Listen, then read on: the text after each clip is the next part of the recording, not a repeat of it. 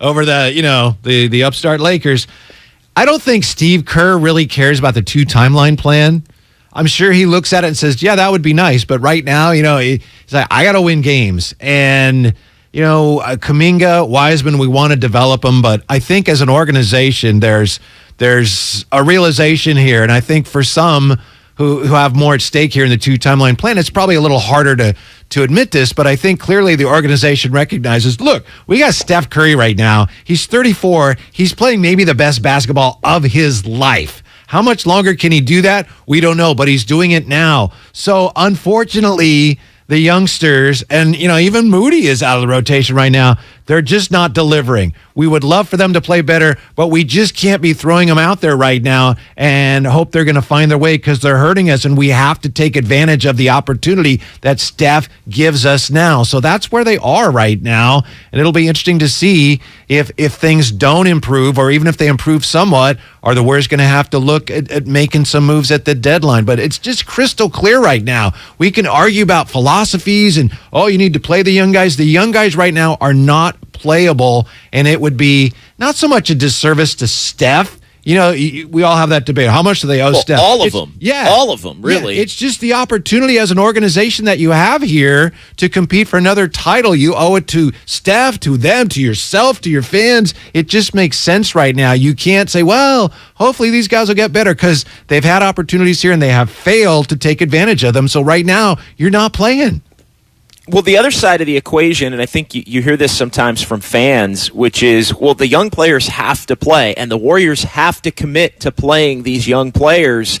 And I think the Warriors want to do that. I think they want to do that. I think the Warriors would love to have the scenario, Whitey, be Wiseman plays 15 to 20 minutes, and Kuminga plays 15 to 20 minutes, and Moody plays 15 to 20 minutes, and they're all in the rotation, and they may play well some games, they may play poorly other games, but the Warriors can still win enough over the long haul with them playing anywhere between 15 to 20 minutes a game for all three of them. I think the Warriors would love that, but the one thing where they've been hit over the head with the realization in these first now 12 games that they are not good enough overall, and the young players have not played well enough or are not the right fit with the veteran group in ways to where they've already realized and acknowledged that if you just give them the 15 to 20 minutes to try and develop them, that's a choice that you can make, but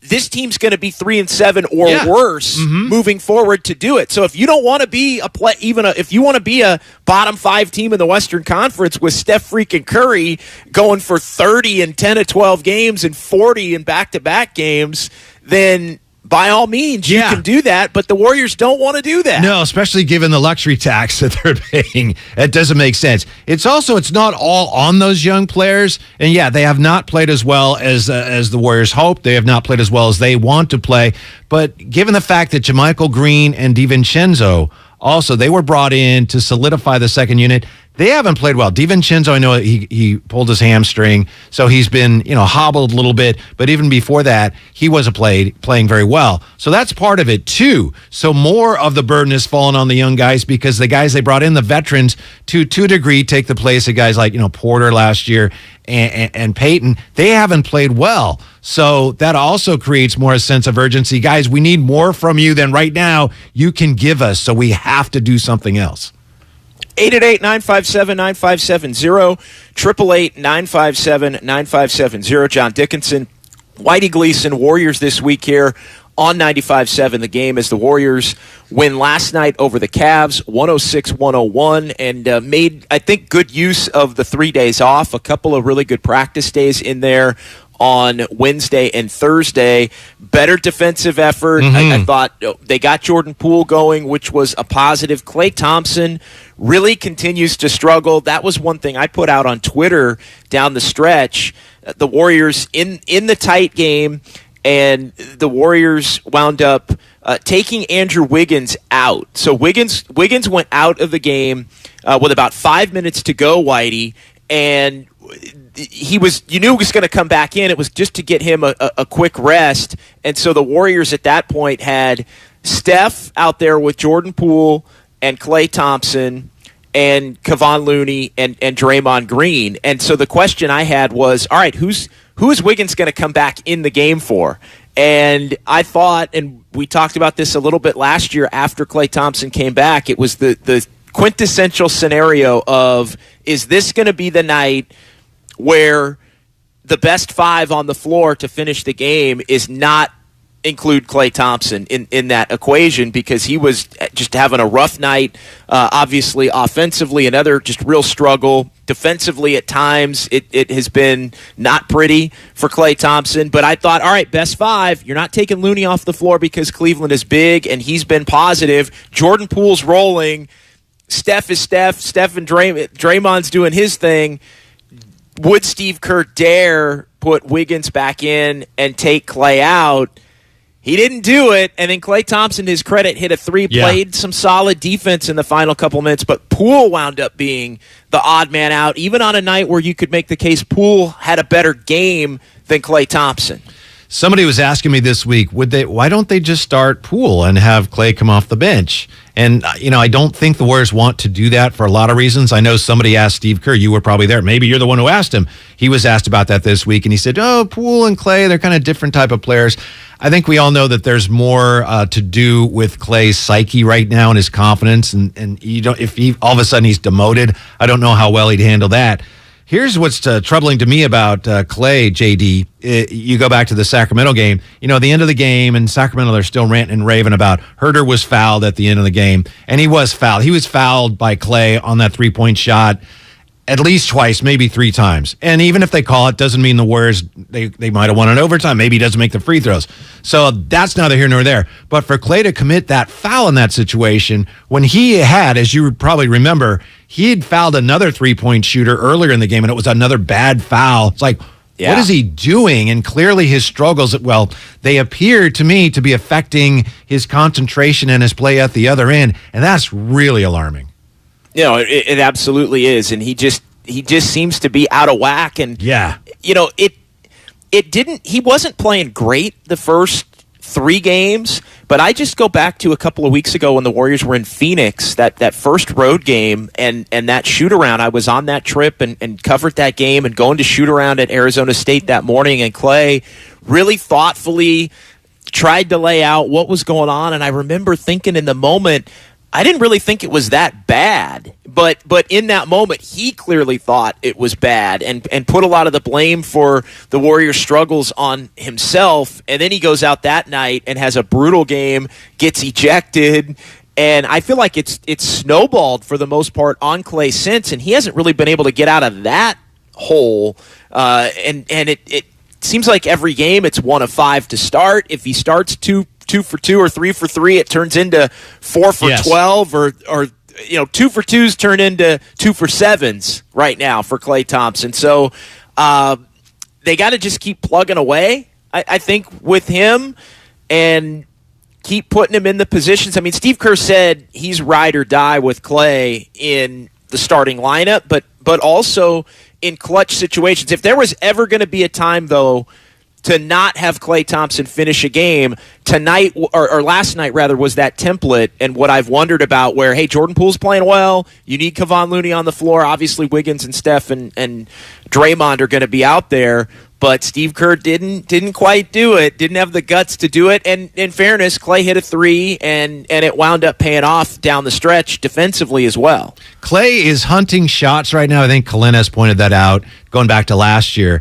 And he's taking shots at times, JD, not because this is a great shot to take necessarily, but it's almost like he's trying so hard to prove to everyone and to himself, I still got it. I got to take this shot because it's going to go in, and I'm back. And he keeps taking those shots. And it's understandable why he would feel that way, of course, but it's really bad for the team. Last night, let's see, had Steph take 23 shots. Second most shots were Poole and Wiggins and Klay.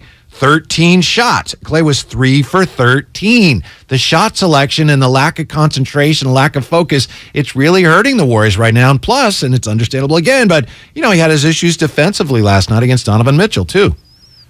888-957-9570. Let's get it started here on the phone lines with Mitch on 95.7 The Game. What's going on, Mitch? How you guys doing? Thanks for taking my call. You know I'm a Dodgers. What's going on, Mitch? And, how the Dodgers come through? I think we've been the first siblings to win a championship in two different sports in the same year, the Thompson brothers. But I guess my Dodgers blew it again. Anyway, all right. I like to see him play the youth. I think you got to give him a rest, especially Curry. You got so much talent. Go deep 10. And what you say, they're definitely going to retire Curry's number 30. He's an incredible player. It's amazing. He's like Tom Brady of basketball, but I think his number will be retired the day after he retires. Thanks for the call. No doubt about it. I mean, hell, you could do it. You could do it right now if you wanted to. Yeah, but play the youngsters. Again, Mitch speaks for a lot of people. Oh, you got to play the young guys. And you can't. Like you said, JD, they want to, especially Steve Kerr. He can't do it right now.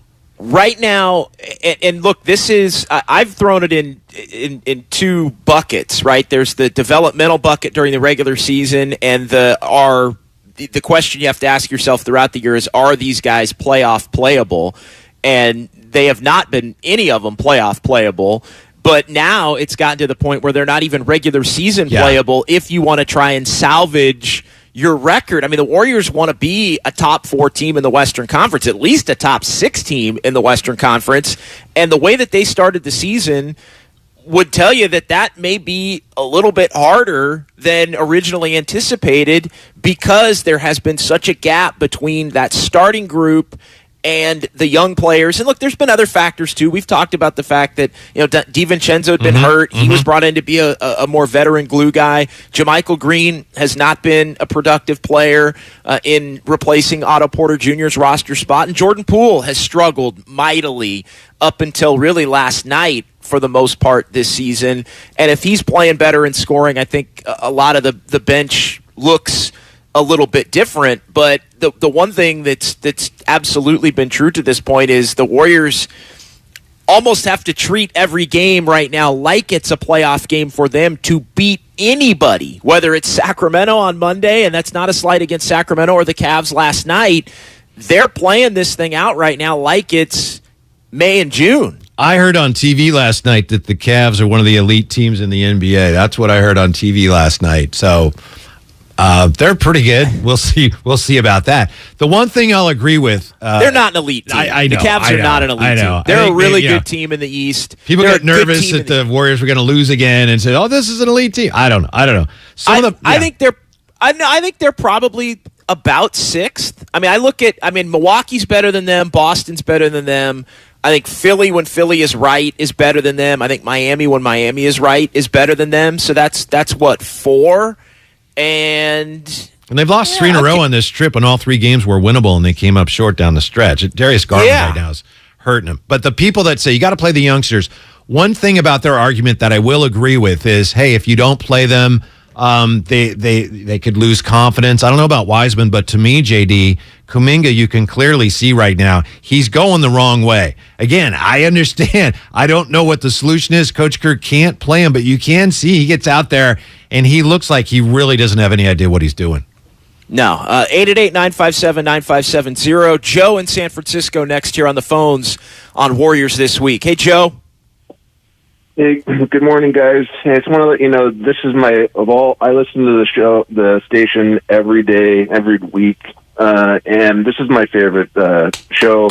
It kind of has a cool Saturday morning vibe, kind of helps slide into the weekend. I really love it. Thanks, Joe. Klay, you just said that Kuminga doesn't look like he knows what he's doing, but this Klay, I'm watching him, and there's times out there he doesn't look. I'm not talking. He's missing his shots. Yes, he's brutal on his shots, but he doesn't look like he knows what he's doing out there himself. He's running around. He's passing the ball to people who are in bad situations. He is trying to get open, and he's like spinning around out by the logo, like looking for. What is he doing out there? I think his confidence is. I don't know. It's almost like he's forgot how to play with Steph, or Steph is now playing faster, and Dre is playing faster than he did when he was, healthy. The medical. I would love to talk to the medical guys.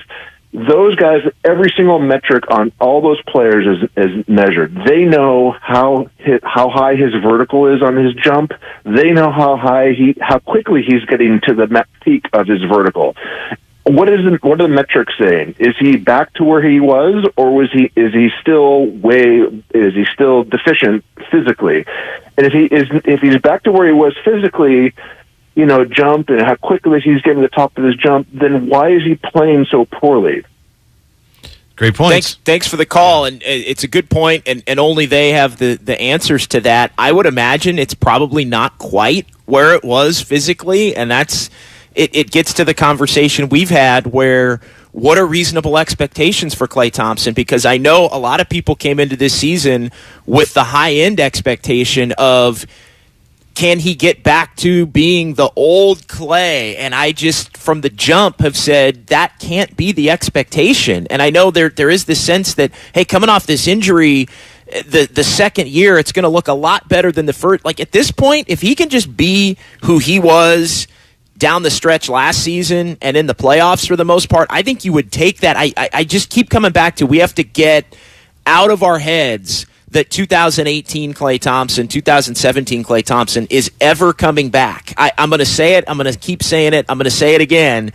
I think he can be a good enough player to help the Warriors win another championship, but the days of him being that guy it's just, you can't count on it. We need to stop using that as the bar, Whitey. Yeah, I agree with Joe. I do think Klay is playing now like he's distracted by his issues, and he's not focusing on playing basketball the way he used to play basketball. As far as he's bullheaded, man. He's playing bullheaded. Yeah, and he looks like he's lost focus, too, as far as those numbers on his leaping. We don't know what they are, but we could guess because last night his shots were consistently short. And I was talking to somebody who used to coach in the league this week who said, man, Klay used to always look like he was open, even when he wasn't, because he was so quick with his release and he rose up so fast and quick. So even when he wasn't open, it looked like he was, and now it looks like every shot is contested unless there's no one within 5 feet of him. 888-957-9570, 888-957-9570. More phone calls, more texts. It's Warriors this week. We've talked about what Steve Kerr said, the Warriors, the way they're winning, not sustainable. I'm going to give you another reason why, coming back, that we haven't discussed, why the Warriors template from this week is unsustainable. It's all coming up here on 95.7 The Game.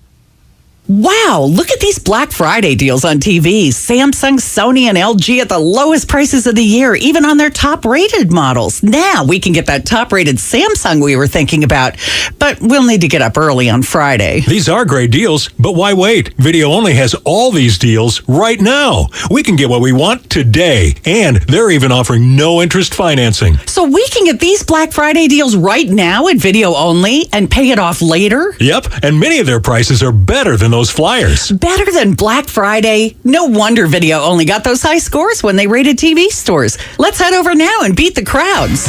At Video Only, you won't find huge stores with refrigerators or dishwashers, but you will find the best deals on the best TVs, soundbars, and home theater systems. Shop around, but then make sure you visit Video Only, because if you don't, you'll be sorry. In Mountain View, San Mateo, Union City, Dublin, and San Rafael. Video Only.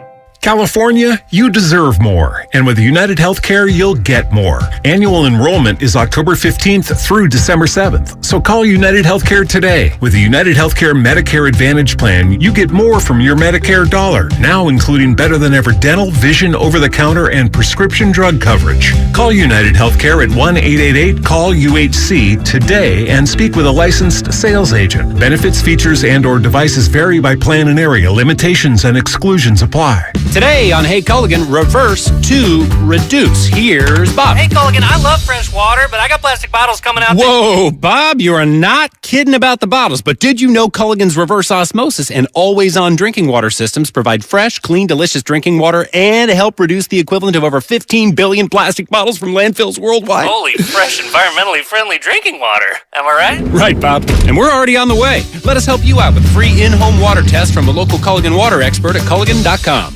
What's for dinner? Burgers? After last week, no thanks. Avoiding foods due to fear of diarrhea, gas, bloating, stomach pain, or loose, oily stools? It it may not be just stomach issues. It could be EPI, or exocrine pancreatic insufficiency.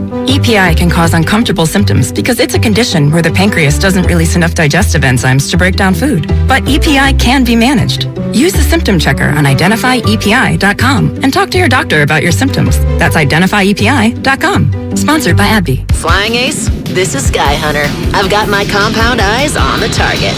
Copy that. You're on his flight path. I'm going in. Got him! Nice move, my four-wing friend. Tasty. That mosquito never saw me coming. See how dragonflies catch a mid-air meal at Bugs, a new exhibit at the California Academy of Sciences. Explore the secrets of bugs, massive models, and more. Now open. Get tickets at calacademy.org. Everything, our farm, our stand, our pop-up shop, it really all started when we discovered the benefits of local, raw honey for our family. And then we decided to turn it into a business. We were looking for something to help us get up and running. So we got the Chase Business Complete Banking Account. It's more than a bank account. It comes with Quick Accept, which lets us take card payments anytime, anywhere in the U.S. using the Chase mobile app. Plus, we get same-day deposits at no extra cost. For us, it's more than honey. It's about sharing a little sweetness with the world. Get the Chase Business Complete Banking Account with the essentials you need to help get your business going. Learn more at chase.com/business-complete-banking. Chase for business. Make more of what's yours. Quick Accept is not available in U.S. territories. Enrollment required. Usage subject to approval. Same-day deposits available for payments before 8 p.m. Eastern Time, Sunday to Friday. Fees and rates apply for checking and processing. Limitations and restrictions apply. Participants compensated. Merchant services provided by Payment Tech LLC and WePay Inc. Subsidiaries of J.P. Morgan Chase Bank and a member FDIC. This football season, adopt a new tradition that's sure to turn fans into family. The Jim Beam Highball. That's beam and soda over ice with a lemon slice. Share one at the stadium or make one at home. Kentucky Straight Bourbon Whiskey, 40% alcohol by volume. Copyright 2022, James B. Beam Distilling Company, Claremont, Kentucky. Drink smart.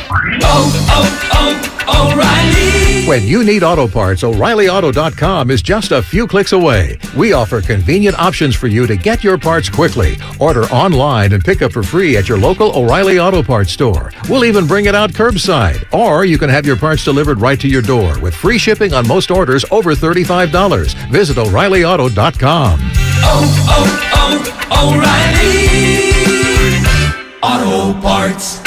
AT&T Fiber presents a straightforward moment inspired by straightforward pricing. And now we just cube the pancetta as such. So what's on the menu tonight? This carbonara I found online. It's fire. You gonna love it, Mom. I hope you hold on to this AT&T Fiber, son. It's nice. Yeah, you should settle down now that you're a gagillionaire. Oh, I am. I finally found the one internet I've been looking for my whole life.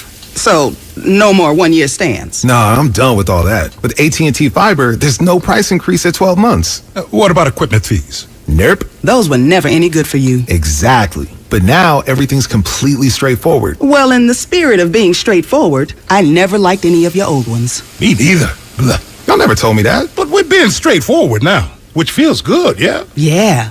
Now let's get straightforward about that girl he's been seeing. Straightforward is better. No equipment fees, no data caps, no price increase at 12 months. Live like a gagillionaire with AT&T Fiber. Limited availability in select areas. Visit att.com/hypergig for details.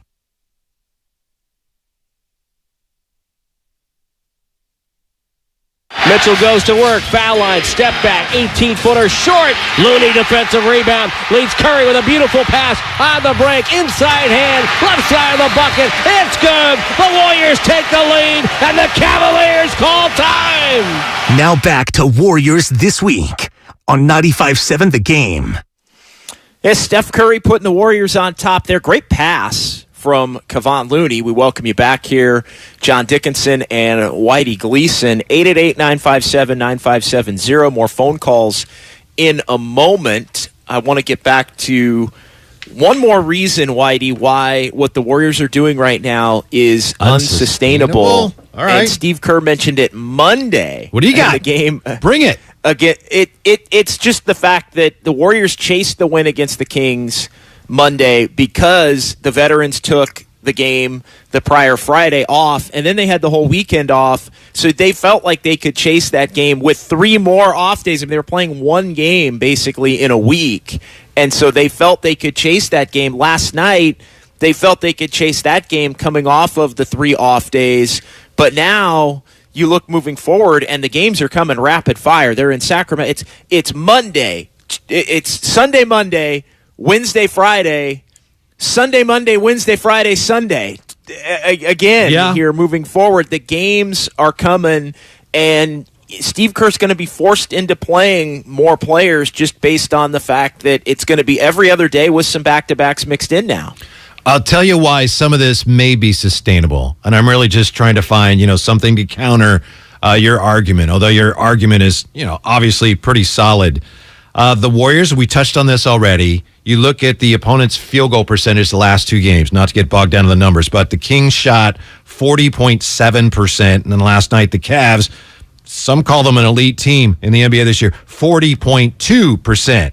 Now, some of the Cavs' issues last night were self-inflicted, but the Warriors last night, I thought the ball pressure on the basketball was at times excellent, took Cleveland out of the offense, and I thought the Warriors, the whole game turned against the Kings at the start of the third quarter when first 10 possessions for Sacramento were they had a made 2, they missed 7 shots, and they had 2 bad turnovers. So the Warriors defensively it's clearly better than what it was, and I think that's been their biggest issue. So you're right, they're going to need more help for Steph here when the games start coming more frequently. But the last 2 games, narrow wins. Let's be honest. I mean, they could have lost both these games, but they didn't, and the defense was a big part of that, and that's a really encouraging sign. It's got to be a relief for Steve Kerr.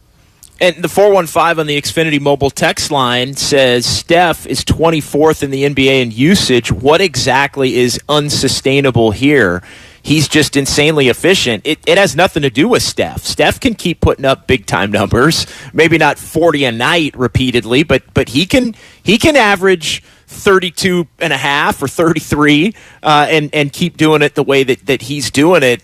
That's the least of the problems. The issue is the fact that Steve Kerr's playing such a short rotation and that the young players are not a part of it at all. That's the part that's not sustainable, and the Warriors are barely winning these games with Steph Curry playing at an all-time great level, Whitey. Yeah, and usage rate is a great point to raise, but I think in this case it only tells part of the story because we went over these numbers earlier too. But again, Steph, the last 2 games, had Monday 17 of his 47 in the fourth quarter.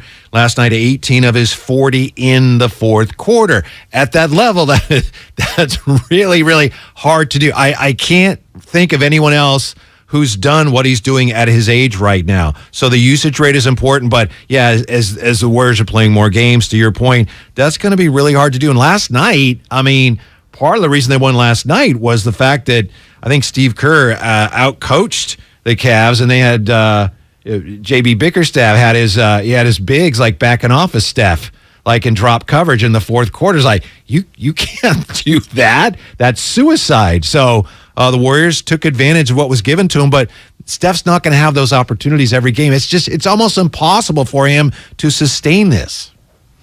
888-957-9570. Let's go to Robin in San Francisco next here on 95.7 The Game. Hey, Robin. Hey, can you guys hear me? Yes. Loud and clear. Okay, good, because I'm on this AirPod or whatever these things these kids call it.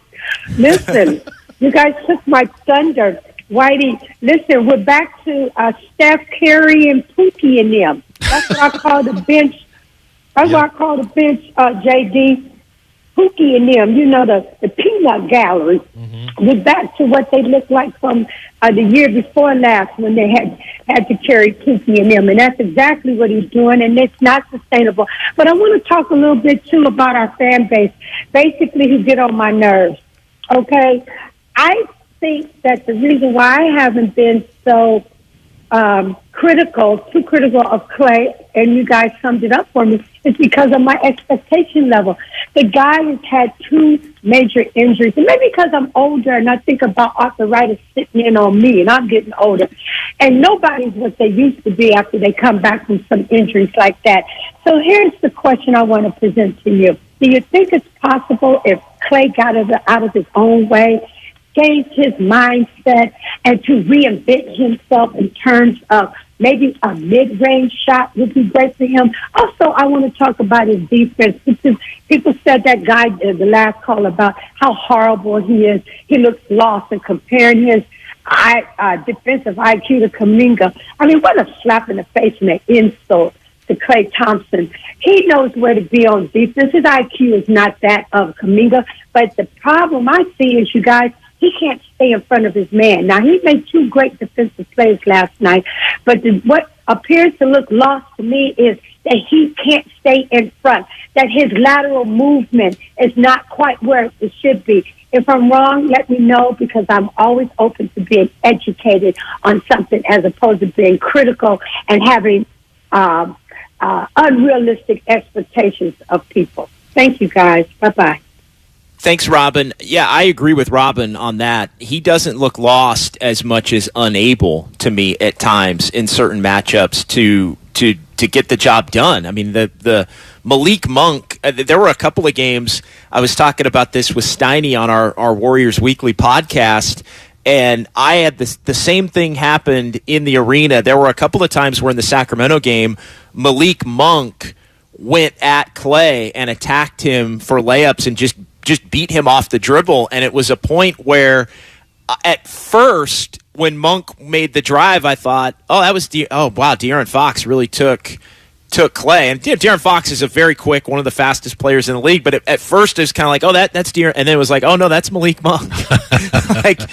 So it's, and Malik Monk was able to do that. And he's fine. He's a fine player, whatever. But the point that I'm getting at is there's just times where, teams are going at him and he just doesn't look able.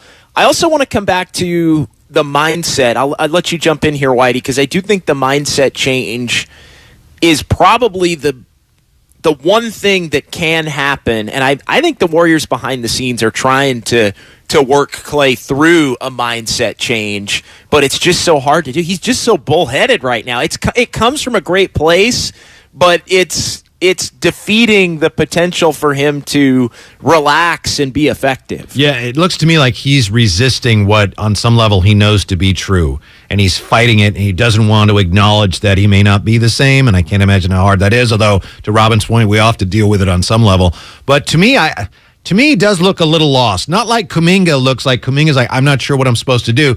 Klay just, to me, looks like he's not focused, and that's why he's making some mistakes. You guys are right. When he's just not able to keep up with people, that's a big part of his issue right now. But I mentioned earlier a couple of bad fouls against Sacramento on three-point shooters, and, see him shaking his head. I think he's lost his focus a little bit. He looks lost in that regard to me, where he's pressing. Robin's right. If he can get out of his own way and acknowledge his shortcomings and find something that he can do well, I think you're right, JD. I think that's where the Warriors are, and they're trying to help him find that spot. But as difficult as it all is, it's got to get better, because right now he's really not helping them. And it's Klay, he's great. I know, but let's be honest. Right now, you look at the way he's playing right now, he's just not helping them much. He can still be good enough to help them win a championship, but he's going to have to do it in a different way. I think that's the simplest way to put it. I did think last night he didn't take as many bad shots, and you look at just the shot distribution, that for him to take 13, and yes, he was 3 of 13, and you could make the case, and a couple on the text line have said, hey, maybe Wiggins needs to get a few more shots as compared to Klay. I thought last night Klay was just missing more than forcing, but to me that's the first step, is take an open shot. Don't necessarily hunt in the way that he's hunted in the past. And if the shot's not there, keep it moving and get it back. The ball in the Warriors offense will find you in a position where that first shot that you wanted to hunt, you may get a better shot later on. And you know what? Take that shot if you're open as the ball moves and the defense skates around. So to me, it's just take a deep breath, quit trying to worry about 2017, 2018, and focus on ways that he can help this team. And look, it is going to be different. I think it's better shots. He can't take as many bad ones as he did before. It just doesn't. It hurts this team more. And I think they have to put him in positions where he's defending more wings or wing bigs as opposed to chasing around the smaller guys. As opposed to the smaller guards and the guys that are a little bit more quick at getting to the basket and maybe beating them off the dribble. Yeah, maybe last night was a positive in that sense. As you say, he was missing, he was short. That's easier to understand than just taking a lot of bad shots. But I think he's the one struggling as much as anybody with the idea that even though he said, well, of course I'm not what I was, but I think he's really wrestling with that. Maybe I won't ever be that player again. I think he's having a really hard time with that. Let's go to Jim in Pleasanton next on the phones. 888-957-9570. Jim's on 95.7 The Game. Hey, Jim. Hey, guys. I just had to chime in here. I've noticed it with the media, with fans, friends of mine. Everyone's panicking, and this is such an early portion of the season. And everyone's talking about Klay. I mean, this guy had 2 huge surgeries, as you well know. And, it's just part of the algorithm. So I think we all need to pump the brakes and relax here because we're not even in December yet and barely a month into the season. The Warriors have plenty of time to acclimate and let these young guys kind of get the role. But, the biggest thing for me is it makes me think of, I don't know if it's the Instagram world we're in where just seems like everything's results-driven in a pressure cooker these days. And I just noticed it a lot with when Kevin Durant came to town. It just seemed like the media kind of dissolved that relationship. And I kind of see it with the Warriors. Like, we're barely in a month here. Let's relax and take a deep breath because if the real Warrior fans are out there, they remember the scars. They remember the Brian Cardinals. They remember the Mike Dunleavy. So let's just relax and try and enjoy this and let the team come together. No, appreciate the call. I mean, I think that's fair. But this team has championship expectations. That's a great call and appreciate it. I disagree completely. I understand where he's going, but come on, they're 5-7, and that's after 2 narrow wins. They're not a good team right now. Like forget about a championship caliber team. Right now, as we sit November 12th, the Warriors are not a good team. They have not been a good team this year. They've been mostly healthy too, which I think is a little bit alarming. And yeah, they're going to play better. But I think we are already at the point, Whitey, where I'm starting to wonder about the ceiling for this team. Like, as far as just, is it a championship contender? I think it's hard to count them out as a championship contender based on all of the championship caliber players that they have. And it's like, if those guys get in the tournament, can they make a run? Of course. But I'm grappling already with, how poor is the regular season really going to be? Like, is this going to be a 44-win team? Is this going to be a 47-win team? Can they get it together and get hot and get to 50? I mean, they won 53 last year, and they started 18-2. I know, so to get to, are they going to have an 18-2 at some point? Maybe. There's a long ways to go. Honestly, the way it looks to me right now, my honest opinion is if they're not able to acquire a veteran or maybe 2 at some point here, near the deadline, I don't think this team's going to be a legitimate champion. And I understand the caller's point. You got to appreciate what you've had. Brian Cardinal and but those guys aren't here now. So you have a team that just won a championship, and while that window still appears to be open, you got to take advantage of that. One more thing about Klay. Some people talk about Klay and, hey, he had the 2 major surgeries, so of course it's going to take time. Yes, but that's not a positive. That's why there's legitimate questions about whether he'll ever get back. And I know people say, you got to be patient. It's not fair. Well, he had 2 absolutely catastrophic injuries. So, and I think you made this point in a way earlier. You can't just assume that, he's going to need time, then he'll be fine. I mean, not everybody is fine or close to what they were after tearing the ACL and the Achilles. It's a really valid open question right now as to what Klay can ever be again. Well, and it comes back to me, expectations for the season. And this team has championship expectations, and not only championship expectations, but there was a belief, their plan coming into this season, Whitey, was that they could contend for a championship while developing the younger players and having the younger players be a bigger part of the equation than they were last year. The Warriors won the championship last year. Rat on the table that isn't really a rat. The young players didn't contribute to them winning a championship last year. Yeah, that 2 timeline thing had nothing to do with last year, really. They played a little bit here and there. There was developmental games. If you want to count Jordan Poole as one of the young players, that's fine. I don't count Jordan Poole as one of the young players. Jordan Poole is one of the core players now. And can Kuminga and Wiseman and Moody get to a point where they can help the veteran players and get into that group where Jordan Poole is? I think that remains a question. But the lottery picks didn't do much at all and barely played. And if Steve Kerr only really played him in the playoffs, I mean, Wiseman didn't play at all, but Kerr only played Moody and Kuminga in the playoffs when it was he didn't have a choice because other players were injured. Yeah. Do you consider Zion or Ja like they're young up and coming players? No. Well, they were in the same draft as Jordan Poole, so that's a great point you make. Yeah, 888-957-9570. D in D.C. next here on 95.7 The Game. What's going on, D? JD, thank you for your presence on the radio, man. Whitey, why are you so damn negative? Well, you're like a negative Betty, man.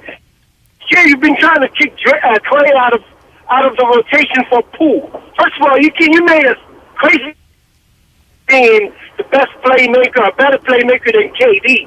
I mean, you've been trying to instill Poole in the damn lineup forever. Meanwhile, Wrong. has not done anything whatsoever to replace Klay. Come on, man, get off of that. Didn't say that. That's you're arguing with yourself. Go ahead. You're arguing with yourself on that, but continue. If you enjoy that, that's great. I can guarantee you by the end of the year, by the end of the season, you will change your tune on Klay, man. The guy needs time. Just give him time. That's all. I hope you're right. I honestly hope that you are right. I would love to see that. I'm pulling for him. And again, I'll say I think Klay can be better. I mean, he's going to have to be better than he is now. If he's not better than he's been to this point, then it's over. I'm not looking at it like this version of Klay Thompson is who he is now. Mm-hmm. It's just a matter of if the level he was at before. Let's say Klay was a 9 before, right? Just overall, it was a 9, and he's a 3 right now. I was going to give him a little more than that, but you're probably right. I don't want to be too negative. 4? Yeah, 4? I don't want to be too negative. Okay, let's just call him a 4. Let's call him a 5. Let's call him a 5 right now. Yeah. Well, to me, it's can he get to a 7.5? He's not going to get to 9, but can he be a 7.5? Can he be an 8? Like that. That's how you have to think of it. Mm-hmm. I think so. And he's got to come to terms with that, and he's still coming to terms with that. And the thing we don't talk about enough is the fact that this is such a mental hurdle for him that he didn't scrimmage during the season. And that's one of the probably has contributed to his slow start here, and that's really significant. That's not a criticism, but you have to acknowledge, wow, he's been in a really unpleasant headspace for a long time now if he didn't even want to scrimmage in the offseason. 888-957-9570. Austin in San Jose next here on Warriors This Week. What's going on, Austin? Hey, fellas. Good. How you guys doing, man? Good to talk to you again. Listen, I just want to give a little different direction on Kerr, man. I'm actually enjoying Kerr's coaching, believe it or not. I mean, I know that the record doesn't respect, but this guy's coached his butt off right now. He's making changes. You can see him, watch his face, and he's into every play, every possession. That wasn't the case. He would sit back with his legs crossed, but this year he's coaching. I'm kind of appreciating that. The other thing I wanted to say was I'm concerned about the fact that the Warriors can't miss on two areas, guys. The free agents, and they can't miss on the young guys. They can't have both things happen this year to be successful. One of them has to work, and right now, Dante and the other guy, Green, man, they are not giving the organization what they were expecting to date. So we'll see how that happens. And then Bob Myers was on the other day, and he was pretty honest about Moody, Kuminga, and Wiseman. He basically said that he thought only 1.5 of them would really help in terms of winning potential championships. So I think he's been more than candid. So you guys can pick which 1.5 you think. I think it's Kuminga and Moody, some version of Moody. I think Wiseman, I hate to say it, Wiseman's off the table, man. I think that the best situation for Wiseman for me is if I were him, I'd want to move to another situation. I don't think the Warriors line up for him, man. That's just the way I think. All right, guys, thanks. Thank you. Thanks, Austin. Yeah, go ahead, Whitey. Yeah, great point on Kerr. I'm glad you brought that up. But the thing is, and he's grinding down, his staff is coming up with answers, solutions to these problems. But the solutions are really hard to find when you have the situation that Austin you described, where your young players are underperforming, and then the guys you brought in to kind of help solidify and stabilize things, Green and DiVincenzo, they're struggling too, and that puts more of the pressure on the young guys. Bob Myers, I think, said I would take 1 0.5 of the 3. If we get something out of them, we would take that. Sure. I do think at some point, you're going to have to be looking at a trade. JD, how about this? Was thrown out before the season started. I know a lot of Warrior fans have talked about this. This, I think, was thrown out either earlier in the season or before the season started. So I don't even know if this is feasible now, but Wiseman to San Antonio for Jakob Poeltl. If you could do something like that, I think that would be marvelous, but I don't even think that's realistic right now. Well, I think you just said something that I think a lot of Warrior fans haven't realized yet, and that is the fact that if the Warriors pivot to a point where they feel they need to move off of one or more of the young players, and I think Wiseman in particular, you're not right now getting superstar players back. Like, I think at some point the Warriors believe that they could get a really good player, maybe not a superstar, but an all-star caliber player if they package those young players together. You're talking together. about Bradley Beal in theory, right? And I think right now that's off the table as well, because these players have in some ways been exposed to a point where a team that's looking to acquire them is not going to, they're going to want to get them for good value on the cheap. Like, you may think, if you're a bad team, you bring Wiseman in, you develop him in a way where he can just play and struggle and work through it. You love that, but you're not going to pay a premium to the Warriors for that based on how he's played with the Warriors. So that becomes a part of the equation. But I think the thing that stands out to me, and I jotted this down, I don't quite think Warrior fans realize that if you do look to trade Wiseman now, you're probably trading him for a role player. And you're not necessarily trading him for somebody that's a future key cog on next wave of a big three, I guess. It's hard to admit as a fan, because Wiseman has, when he was brought in with the second pick, team this good doesn't normally get the second pick. This could be a franchise center. When's the last time the Warriors had a franchise center? Things haven't worked out. A lot of it has not been his fault, but here we are. All right, still want to compete for a championship this year. It's just managing your assets. I'm with you. I think if they made a trade anything like that, and this wasn't a rumor, this is, somebody said, hey, how about this? I'm not saying that they've talked about this, but if the Warriors make a trade anything like that, for a lot of fans, it's going to be, wait a minute. Why are you giving away a potential franchise center for a guy who's, a rotational player? And I think that the fact of the matter is the Warriors right now are very close to the realization, the admission, not there yet, but the admission that Wiseman's not going to ever be, at least in the foreseeable, the player that they hoped he'd be when they drafted him. He's Whitey Gleason. I'm John Dickinson. 888-957-9570. 1 hour in the books. We got 2 more hours to come. Bobby, Dory, Carl, we're getting to you straight out of the chute. We'll also explore this trade option, and I want to come back to what Bob Myers said earlier this week as well. It's all straight ahead on 95.7 The Game. Where can you light up the tree and the savings? Lowe's, actually. Find deals on endless festive holiday decor, like 20% off all pre-lit artificial trees and endless gifts found only at Lowe's. Like the new Cobalt 257-piece mechanics tool set for $99, valued over $600 if purchased separately. Check back daily for deals during Black Friday month and start saving now at Lowe's. Home to any possibility.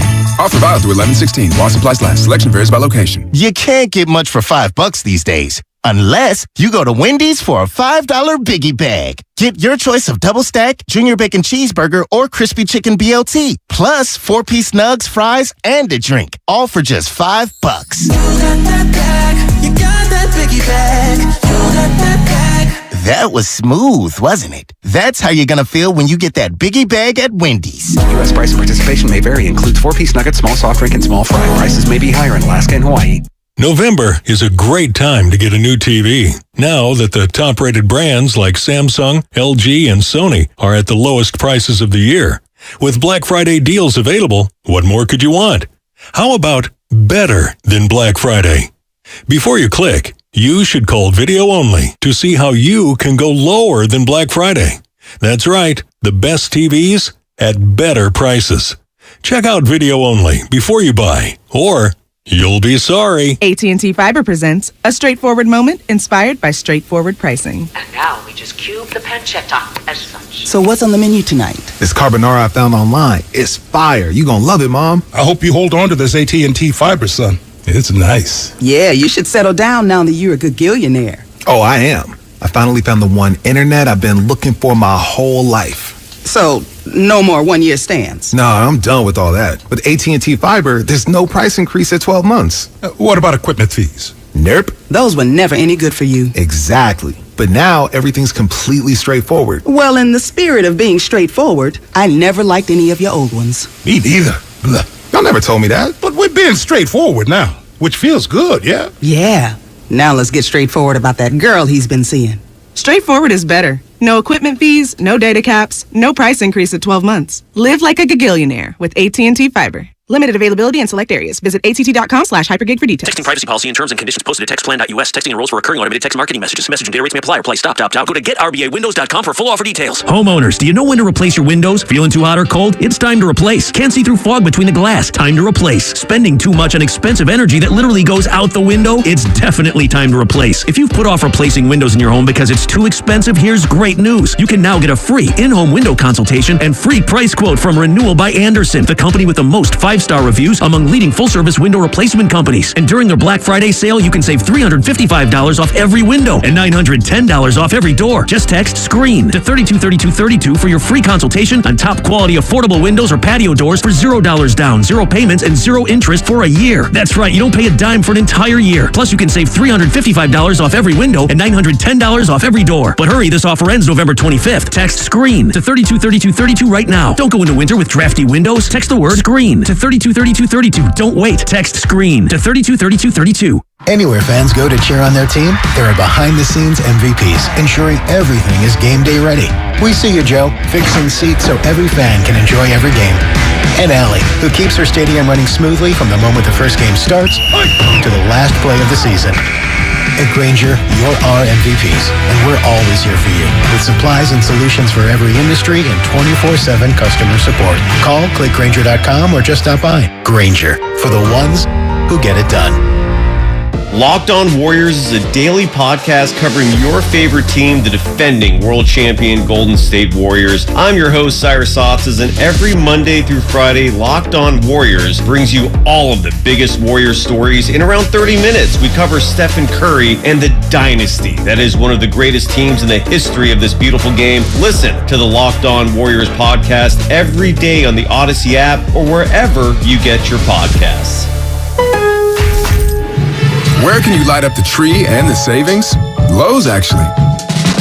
Find deals on endless festive holiday decor, like 20% off all pre-lit artificial trees and endless gifts found only at Lowe's. Like the new Cobalt 257-piece mechanics tool set for $99, valued over $600 if purchased separately. Check back daily for deals during Black Friday month and start saving now at Lowe's. Home to any possibility. Offer valid through 11/16 while supplies last. Selection varies by location. When a cold comes on strong, knock it out with Vicks DayQuil Severe for max strength daytime relief. Just one dose of Vicks DayQuil Severe starts to relieve 9 of your worst cold and flu symptoms to help take you from 9 to none. Power through your day with Vicks DayQuil Severe, the daytime non-drowsy, coughing, aching, fever, sore throat, 9 to none medicine. Use as directed.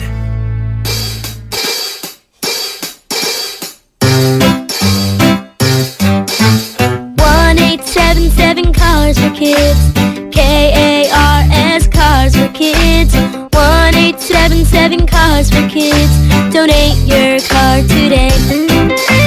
1-877 Cars for Kids. KARS Cars for Kids. 1-877 Cars for Kids. Donate your car today. With car prices at an all-time high, our donors are now getting highest receipts ever.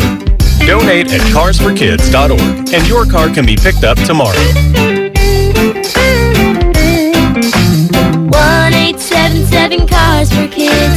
KARS Cars for Kids. 1-877 Cars for Kids. Donate your car today. Now now accepting donations of land, homes, buildings, or any kind of real estate. Chris Cuomo is back with a new show on a new network. Catch Cuomo weeknights on News Nation at 5 and 8 p.m. Pacific. To find News Nation on your television provider, go to newsnationnow.com/join us. Diabetes, high blood pressure, anxiety meds, everyone's on them. If you're a 50-year-old male, maybe a bit porky, and you may even have type 2 diabetes, $1 million of term insurance may only cost you about $200 a month. Call Term Provider. Speak with Big Lou at 800-230-2777. Big Lou will find a term life policy for you even if you have type 2 diabetes, are overweight, or have high blood pressure. Term Provider has helped thousands of people like you who think they can't afford term life insurance. To buy $1 million of affordable term life for you, all you need to do is call Big Lou at 800-230-2777. Lou will make sure the scales are tipped in your favor. Call 800-230-2777. Big Lou will answer your call and work to fit you into a term life policy that you can afford. Remember, Big Lou's like you. He's on meds, too. Call 800-230-2777. 800-230-2777.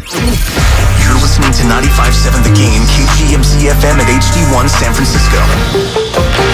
Always live on the free Odyssey app.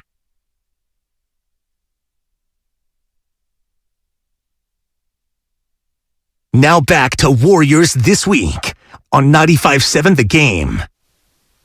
All right, hour number 2, John Dickinson and Whitey Gleason, 888-957-9570. Whitey, feisty first hour here of Warriors This Week on 95.7 The Game. We had D and DC just coming at you. Yeah. The text line in the 408 coming at me. JD, I'm a bit disappointed in you. Of all people, I thought you would understand what Klay brings to the team. Poole is atrocious defensively. He is second worst in the league, for heaven's sake. The games Poole was finishing are the ones we lost. A small tweak by Kerr finally. Well, he hasn't really tweaked anything. I mean, Klay Thompson's been playing in all those games. That was the point that I was trying to make. Yeah. And look, Kerr's on record as saying he's not going to do it, but I'm the one, Whitey, for crying out loud, that's saying Klay Thompson can still help this team win a championship. I know, and I said, what? Is it negative to say, boy, he's not playing as well right now? He had 2 catastrophic injuries, so we don't know if he'll be back to anything close to what he was. Is that negative, or is that not cold, hard reality staring the Warriors in the face right now, JD? Come on. You know, it really is. I want to revisit, you had brought up the T word in the first hour, so we'll get into that, and also what Bob Myers had to say with Steiny and Guru earlier this week here on 95.7 The Game. And there was also a quote last night from Kevon Looney that really stood out that I want to read, and it was telling on the positive front for one of the two-way players. It also was telling on the view of the young players at this point. So we'll get to that coming up here on 95.7 The Game. Let's get back to the phones and go to Bobby in Oakland here, getting us tipped off in hour number 2. What's going on, Bobby? Bobby. Hey, good to hear you guys on the air as always. Good show here, for sure. Hey, real quick, to hit on Wiseman real quick. I'm a big believer in Wiseman. I would say by the time he's 23, 24, he'll definitely be a problem for this league once he gets his feet on the belt, but just not on this team. He doesn't fit here. Unfortunately, the system doesn't fit. So, yeah, you might have to look at trading him. Hopefully you can get a couple solid defenders. I don't know if you have to throw a pick or another player in. Get a couple solid defenders that could get us into that top 10 on that defensive front, because you need to be a good defensive team to win the chip. With Klay, I see some hope. I saw what the little bit of vintage Klay in that Orlando game. He made a couple defensive plays. He's been off for 3 months. He needs to get his legs, his wind, his timing, his balance. And I would say another 10 or 12 games, I would expect to see an upward climb towards the end of the playoff or the end of the season. I think we'll at least get the Klay we had last year, if not better, for that standpoint. And one other thing, too. For example, right now, the Warriors are not looking good. They've been through this before. I think over a period of time, just like Klay, we'll see the Warriors gradually go up on the defensive scale. They'll get their time to get the bench going. I don't have any worries there. Everything right now, it looks, up and down, but I think we'll be fine going toward the end of the year. That's it. Thanks, Bobby. Thanks, Bobby. Good phone call. I kind of agree on Wiseman. I'm starting to come around to the thought that it just may not happen here because it's more the fit than the talent or the confidence. They've tried different things, and I think he's going to have a career, but it just seems like he has to be in an environment where he's just going to play and struggle and figure it out and get better, and that is not the Warriors' environment. He needs the year that we covered when we were doing pre and post game. He needs the 15 and 50 gap year where Steph and Klay are both out and Draymond's in and out and nobody cares about winning and you just go play. And on a team like that, I think Wiseman could flash a lot more and maybe grow up a little more quickly. Yeah, I'm remembering the centers on that team. We had Willie Cauley-Stein, Marquise Chris, Smiley Geach played a little center, and Dragan Bender. Remember, those were some of the guys that played center on that team. I hope Bobby's right, and I hope you're right. I hope Wiseman does have an NBA future. One thing that Bobby said that is absolutely true, and here we are, I'll speak for myself, kind of wringing my hands here about where the Warriors are. And you can understand, I think that's legitimate, and I think that's valid and understandable given the way they're playing. But it is true also, last year, as you know, JD, there were stretches in the second half of the season during which the Warriors they didn't look good at all, right? And they won a championship. And there were stretches there was like, what is wrong? Also last year, remember the Celtics people were talking about breaking up that core until about January. And they went to the finals. So it is true, got a long ways to go. But there's just no way around the fact that there are some real issues here that Steve Kerr and his staff have to figure out sooner than later. Both of those things are true. 888-957-9570. Dory in San Francisco next here on Warriors This Week. Hey, Dory. Hey, Whitey. A couple of things. Real quickly on Klay, but I really want to talk more about Anthony Lamb. Klay was atrocious shooting last night, but he makes winning plays at the end of the game. Right under the 3-minute mark, you get that 25-footer. No hesitation, brought them within one. He put that bone-crunching screen that freed Steph for the three with 35 seconds to play. And then he played really good defense on Donovan Mitchell with 21 seconds left, and Donovan got off an awful look at a three.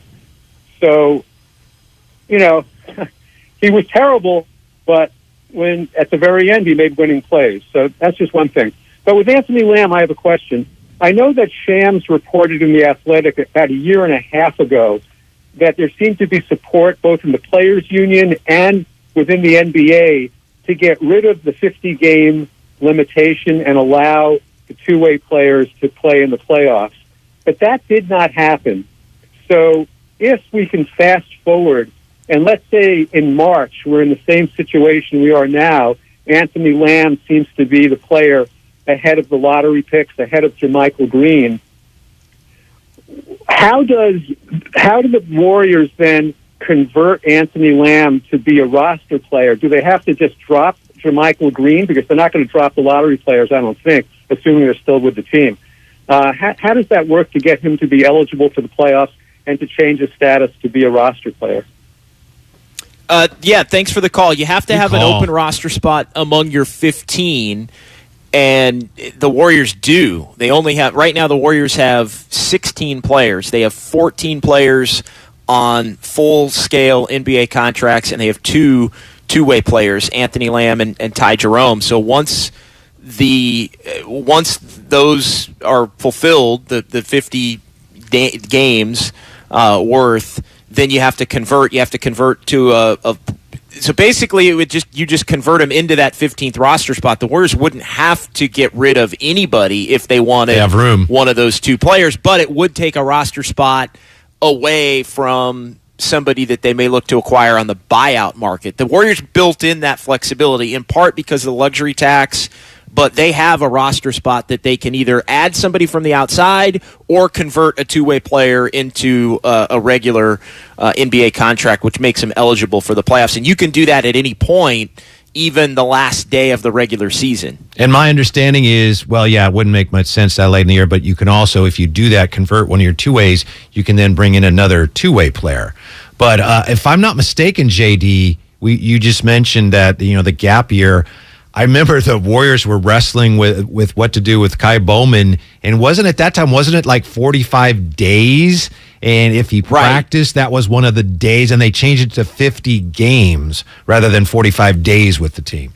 Right. It was a lot more difficult to manipulate at that point, but they've made it easier, and I think eventually they may go the route that they did not go in terms of just, all right, that flexibility needs to be there for teams and will allow, if a player has to play enough in the regular season, maybe there will be an allowance for him to be able to play in the playoffs as well. So 888-957-9570. Why do you have a real quick point? Yeah, that was a great call from Dory, and I really appreciate the fact that Dory brought up something I know I didn't bring up today, that talked about Klay and that bone-crunching screen that he set on. I think it was Isaac Okoro, who probably is still seeing stars. So I appreciate that Dory pointed that out. Thank you, Dory. Let's go to Duck Sauce in San Jose. What's going on, Duck Sauce? Hey, Whitey, JD. Thanks for taking my call. Great show as always. I just wanted to give a couple takes on the youth and, the whole juggling, the two timelines and all this. I just feel like the NBA right now in general is just getting so obsessed with, how young can we get? This guy's got tremendous upside. He could be this one day. He could be that. You got teams like the Thunder, they got 20 million draft picks, but, they've been tanking for 5 years. Who wants a philosophy like that? I'm not accusing the Warriors of having that philosophy. I'm just saying, earlier in the season, or earlier this year, the Raptors wouldn't even consider Kevin Durant because Scotty Barnes' upside is so tremendous, and he's a great player, but I guarantee he'll never be half the player KD will be. All I'm saying is I understand, why draft picks are valuable. I promise you guys I'm not going to get political here on your show, but it almost reminds me of politics where, like, you have an idea and it goes so far, either right or left. It's like, let's reel it in a little bit. Like, let's live in the now, NBA, and the Warriors included. Like, if these young guys ain't ready to go, then that's just is what it is, man. Like, we might have to get some vets and go with it, but let's live in the present. Stop worrying so much about the future or what a guy will be or where he'll fit. We're good enough still to where, if they're not part of the equation, then that just is what it is, guys. You know what I mean? Thanks for taking my call. I appreciate it, guys. Keep up the great show. Yeah, thanks, Duck Sauce. I think the Warriors are finding that out almost on a game-by-game basis. I think they had a plan for what they thought this year could look like, and they have realized very quickly that with DiVincenzo out, you're not getting enough from him as far as the veterans you brought in. JaMychal Green hasn't been a productive player. Kuminga and Wiseman, for the most part, are unplayable. I'm a little curious as to what's going on with Moses Moody. Me too. Because I think Moses Moody can play and be a playoff playable type player. It is a no-brainer when he makes shots. It does get tricky when he doesn't. I know that's something you've always pointed out. When he makes shots, that seems to be the key as to whether he is playable, and he just hasn't done it consistently enough when he's gotten opportunities. But the Warriors are finding out quickly that they don't have the veterans that they had last year to be able to not play the young players and still win at a really high level. And right now they're going to two-way players and giving them more run, and Steph's got to do all this in dominant fashion to beat teams like Sacramento. And I think they're almost adjusting on the fly and trying to figure out how good this team can be as it's currently constituted, and whether they're going to have to feel like if it's worth it to go try and maybe change course and make some kind of a trade to bring in some kind of a veteran. JD, I'm really glad you brought up Moody, because I've been wondering too. He's like, he plays hard, he's smart, he's focused. Shot is a little less consistent than we've seen it at times last year, but he's capable. I'm trying to figure out, well, why wouldn't he be playing more? And the only thing I can think of is going back to when he was drafted. I remember even people that were high on Moses Moody at the time were saying he's a good team defender, but he doesn't have a lot of lateral quickness. And that's like the only thing I can think of. I don't know unless there's an injury there that we're not aware of.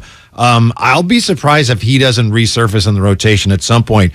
To Duck Sauce's point about teams that tank over and over and over, and you look at Orlando now, and they almost have a full roster of lottery picks, and they're figuring it out. But here's where that gets really difficult. Look at OKC right now. He mentioned the Thunder, and they played well this week, but they got Shai Gilgeous-Alexander, who, as you know, JD, he's a really good player, right? And he's getting to the point now where people are wondering, how much longer, and I don't know the details on his contract, but he's saying, hey, I like it here. I think we're going to turn it around. If they don't, a guy like him at some point, he's going to say, I'm out of here. I don't want to stay through that. So that's where it gets tricky. You can only keep doing that for so long until the young players that you've groomed or had, some of them say, I don't want a part of this anymore. No, I think you're onto something there. To the previous caller's point about Klay in the winning plays, I thought that was spot on, and I think that's the reason why Steve Kerr continues to go to him and has said that he's not going to go away from him. If there was ever a night maybe to do it, it might have been last night, and I didn't really think Kerr was going to do it, and he didn't, and immediately it was boom, boom, boom. 3 plays that he makes, and the screen. I know it was not a good night for the officials last night. I thought no. Both ways. More, last night was one of those nights where it was pretty bad, and the Warrior fans were frustrated. The building at Chase last night was really frustrated and edgy, but I think that brought a good energy and juice to the game. But yeah, that Klay might have gotten away with one on the maybe. The clear out of Okoro there to free Steph up for the 3. And I got one more here for Bobby. Not Bobby, but for my buddy D, who says I'm too negative about Klay. It's true what you just said, and as Dory said, last night Klay made some winning plays down the stretch. But you go back to just the Sacramento game earlier this week, and he committed a really bad foul on DiVincenzo that luckily they didn't call, but that was a terrible play at the end of the game. So Klay is still figuring some of that stuff out. He got away with one there, but even the 2-minute report, the 2-minute report said, did he foul him? Duh. I think that's what the 2-minute report said. So he's not always the Klay of old, even at crunch time. He's Whitey Gleason. I'm John Dickinson. 888-957-9570. The Xfinity mobile text line is open. We got a couple of phone lines open right now if you want to get in. Warriors this week here on 95.7 The Game. I wanted to read to you, Whitey, this quote from Kevon Looney last night. And the question was about the organization finding players that fit the Warriors system, and it was angled toward Anthony Lamb. Anthony Lamb, a real key cog in last night's win, as he was able to score 10 points off the bench. He was a +6, and Steve Kerr really going to him over some of the lottery picks. Here's what Kevon Looney had to say, and I'll read it to you. Quote, guys who have a high IQ, we rely on spacing, cutting, being on the court with all-stars. You have to know where to be at. The front office has done a great job of finding guys like that. Anthony Lamb is an example.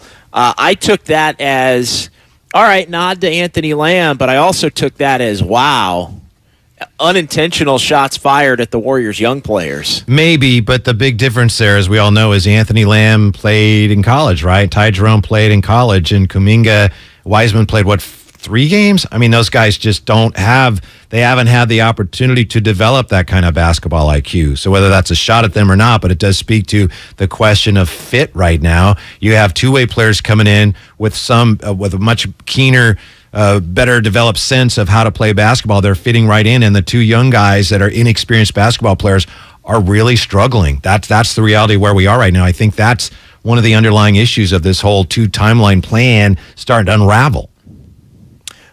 Bob Myers, the comments with respect to needing 1.5 or expecting 1.5 of the 3 between Moody, Kuminga, and Wiseman to be a factor come playoff time, to be a factor significantly as far as... Did it surprise you that he said that, by the way? Did that kind of surprise you at all that he said that? Yes. Yeah. It did. It did. And it also makes me think, well, what does that mean? And who's he talking about? And I mean, in a way, it's kind of obvious, but I feel like Moody's the one, And maybe it's Moody or Kuminga, and they don't know who's the one and who's the half, but Wiseman's not part of that. Like, to me, I would view it as Moody's the one, and as far as, like, he's the guy that they probably can count on by the end of the year, and Kuminga maybe a little bit. Kuminga's the half, if that makes sense. But it did surprise me because it was a pretty blunt acknowledgement that all three have a long way to go. Yeah, and it's pretty clear from just the way they've played Kuminga that they're giving him every opportunity, and as an organization, they are committed to him.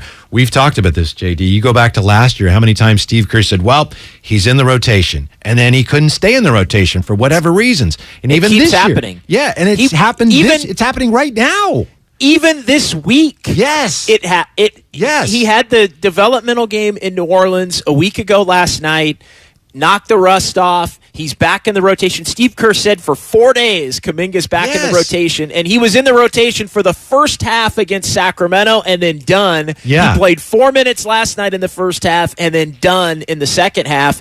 That's already in 12 games, Whitey. That's about the fifth time that Kuminga's been in the rotation and then out of the rotation in the same night. Yeah, and my point isn't that, Kuminga's terrible. My point is the organization is bending over backwards to try. Steve, we got to play Kuminga. We got to give him a chance to develop. And the coaches are trying, and he just is not playing well enough to earn more minutes right now. All right, more phone calls coming up. We're halfway through.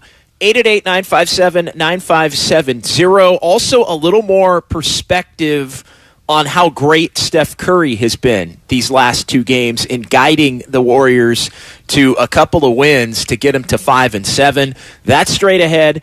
Warriors this week, 95.7 The Game. Wow, look at these Black Friday deals on TVs. Samsung, Sony, and LG at the lowest prices of the year, even on their top-rated models. Now we can get that top-rated Samsung we were thinking about, but we'll need to get up early on Friday. These are great deals, but why wait? Video Only has all these deals right now. We can get what we want today, and they're even offering no-interest financing. So we can get these Black Friday deals right now at Video Only and pay it off later? Yep, and many of their prices are better than those flyers. Better than Black Friday? No wonder Video Only got those high scores when they rated TV stores. Let's head over now and beat the crowds. At Video Only, you won't find huge stores with refrigerators or dishwashers, but you will find the best deals on the best TVs, soundbars, and home theater systems. Shop around, but then make sure you visit Video Only, because if you don't, you'll be sorry. In Mountain View, San Mateo, Union City, Dublin, and San Rafael. Video Only. Does your heart long to wander? To encounter colorful creatures from the deep blue sea and amazing animals from the Amazon and beyond?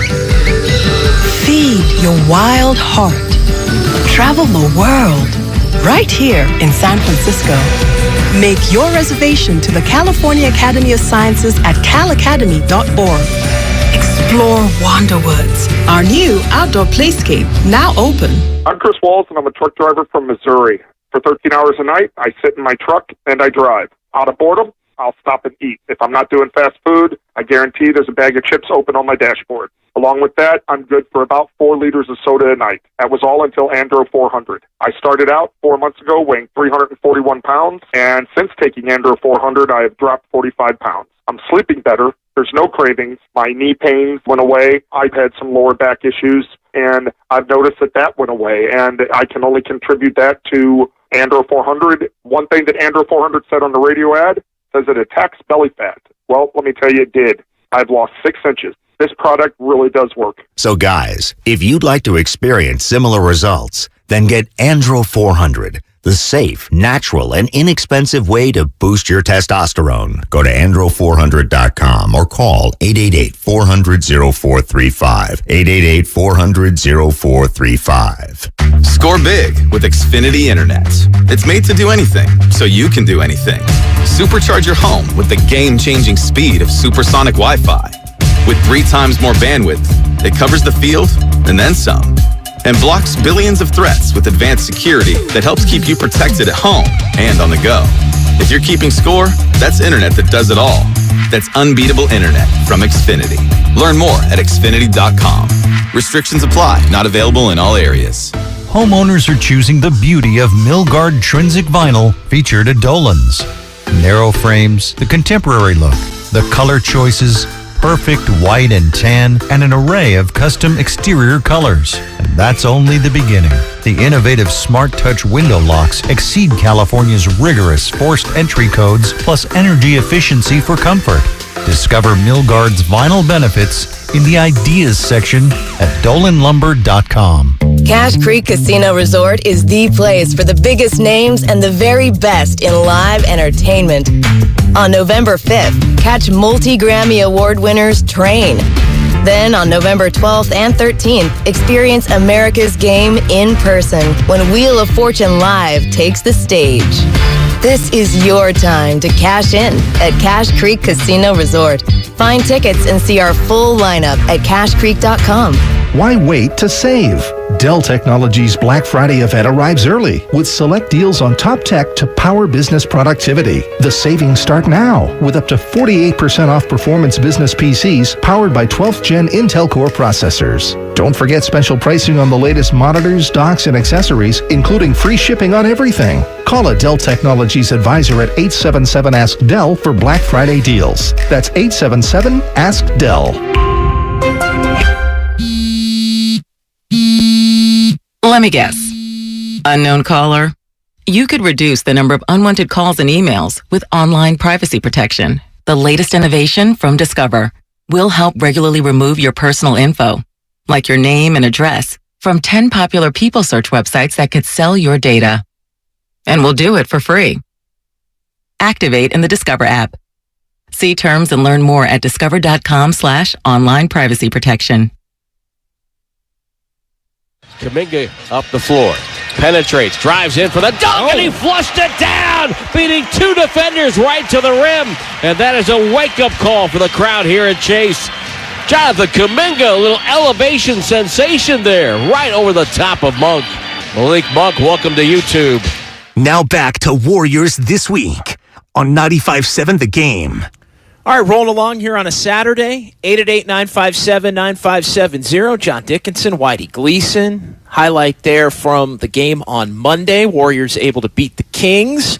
And Whitey, because the Warriors haven't played the Kings enough here in the first couple of weeks of the season, they play again tomorrow. Then they don't play again until April, I think. Yeah, it's been April. amazing. It's actually the second to last game of the season is the next time after tomorrow that the Warriors play the Kings. I know we April said 7th. the game last week, we said, or Monday, we said, this is for, early in the year, really important game. And I think the same things apply tomorrow, don't you? For both teams, it's a really significant game.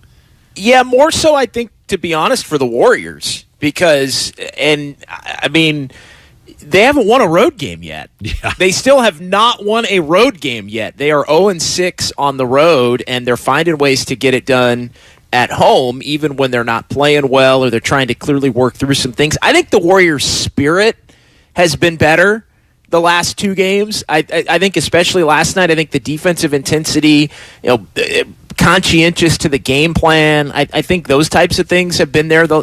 Really last night even more than Monday. Monday it just felt like fight, scratch, claw, whole hell of a lot of Steph to get the job done, and then kind of move on from there. I think the hope is that the Warriors can continue to win enough here over this stretch leading up to Thanksgiving to where they can get to 500, get slightly above 500, and as the stretch plays out with all of these games in a short period of time, you can start to relax a little bit and add the young players back into the mix, and hopefully they're able to contribute more effectively, or at least not kill you at the level that they've been killing you in these first 12 games. Yeah, I'll be really interested to see how the Warrior defense looks against the Kings, because real quick, in that game they played Monday, Sacramento scored 36 in the second quarter.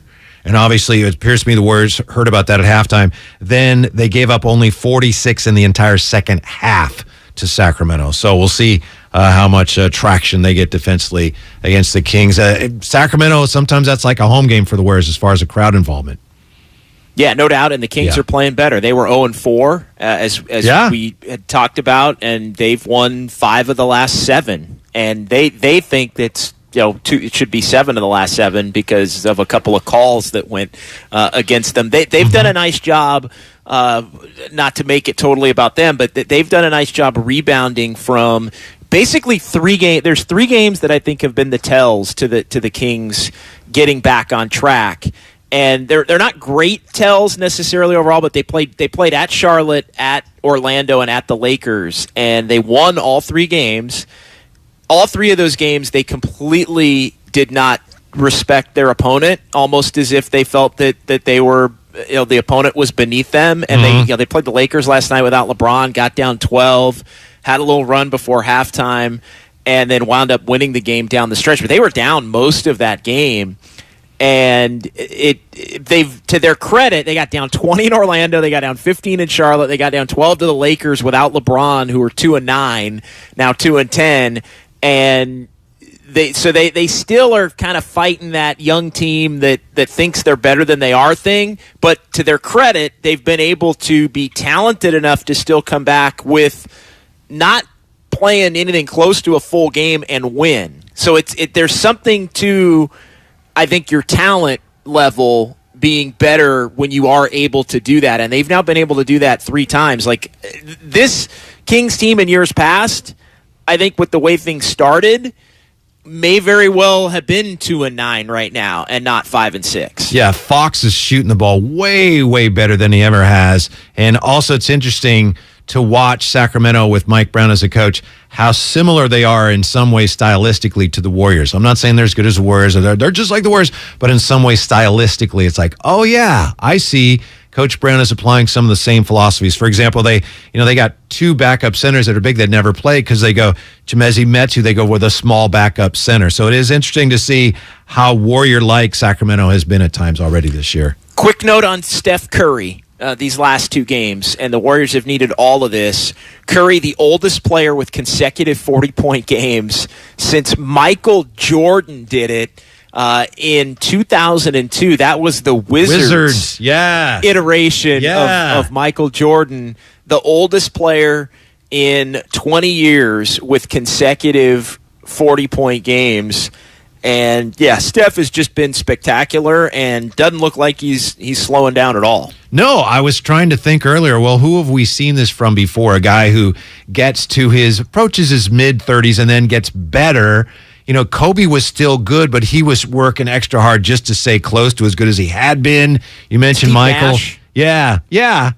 Right. When he went to Phoenix, and then, Michael had some moments with the Wizards, but his knees were shot and he fell apart. So I don't think we've seen it. Ginobili had a nice year, as an older player in San Antonio, but just see going back to last year, what Curry's done. I think I think on some level, doing what he accomplished last year is like now he has nothing to prove. And there were all those naysayers. You notice they got nothing anymore. And it just seems like he's just more comfortable as Steph Curry running this team than he's ever been at any point in his career. There's a freedom to that, I think. YOLO, let it all hang out type of mentality that can be in play for Steph along those lines. Let's get back to the phones here. 888-957-9570. JD and Whitey on Warriors this week here on a Saturday. And let's get to City Boy. What's going on, City Boy? Hey, what's up, fellas? Love listening to the basketball talk this morning. Draymond had a great comment on Steph last night after the game. I don't know if you guys saw it, but they were asking him about the level that Steph's at and how it's some of the best basketball of his career. And Draymond alluded to the fact that Steph, what he's doing, it isn't even necessarily just the shot making, the scoring, and the assists. He said the way he's kind of orchestrating the offense, I guess, kind of like, like Michael Jordan used to do this. He was kind of like the maestro. He was like a conductor, like kind of pulling the strings and making the game go the way he wanted to. And I realized that Steph, defensively the Warriors have been challenged, but, Draymond said that what Steph's doing, mentally and kind of the way he's running the game is just on a whole nother level, which has been pretty fun to watch. I wanted to ask you guys about the G League and getting Wiseman and Kuminga some run, because these dudes need to play, and it ain't going to be for the Warriors anytime soon because they're just not good enough right now. And Anthony Lamb proved it. I mean, measurables are one thing, and drafting players on measurables alone is really, really dangerous. And I get why they do it because, those dudes have crazy measurables, but they need to play. And what do you think are their chances of going down to the G League and getting some run? Because I feel like that's what they really need. What do you think? Thanks, City Boy. I don't think the Warriors are deep enough right now to take them off the roster and send them down. I mean, you've already got Baldwin and Rollins down there, and those two are going to be fluctuating back and forth. I think it could benefit each player individually, without a doubt. I think there is a worry, in particular with Wiseman, that sending him down is a demotion and maybe hurts a confidence level that has been something that the Warriors have bristled at concerns over his confidence or mentality.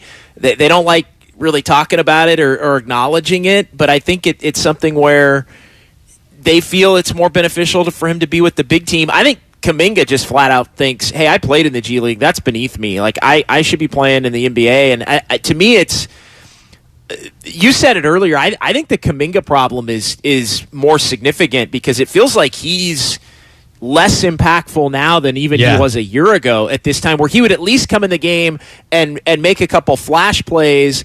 And it felt like the veterans last year enjoyed playing with Kuminga. Like, he gave them a lift when he came into the game, and now it feels like it's completely the opposite. Like, you don't belong out here with us is almost how it feels. Yeah.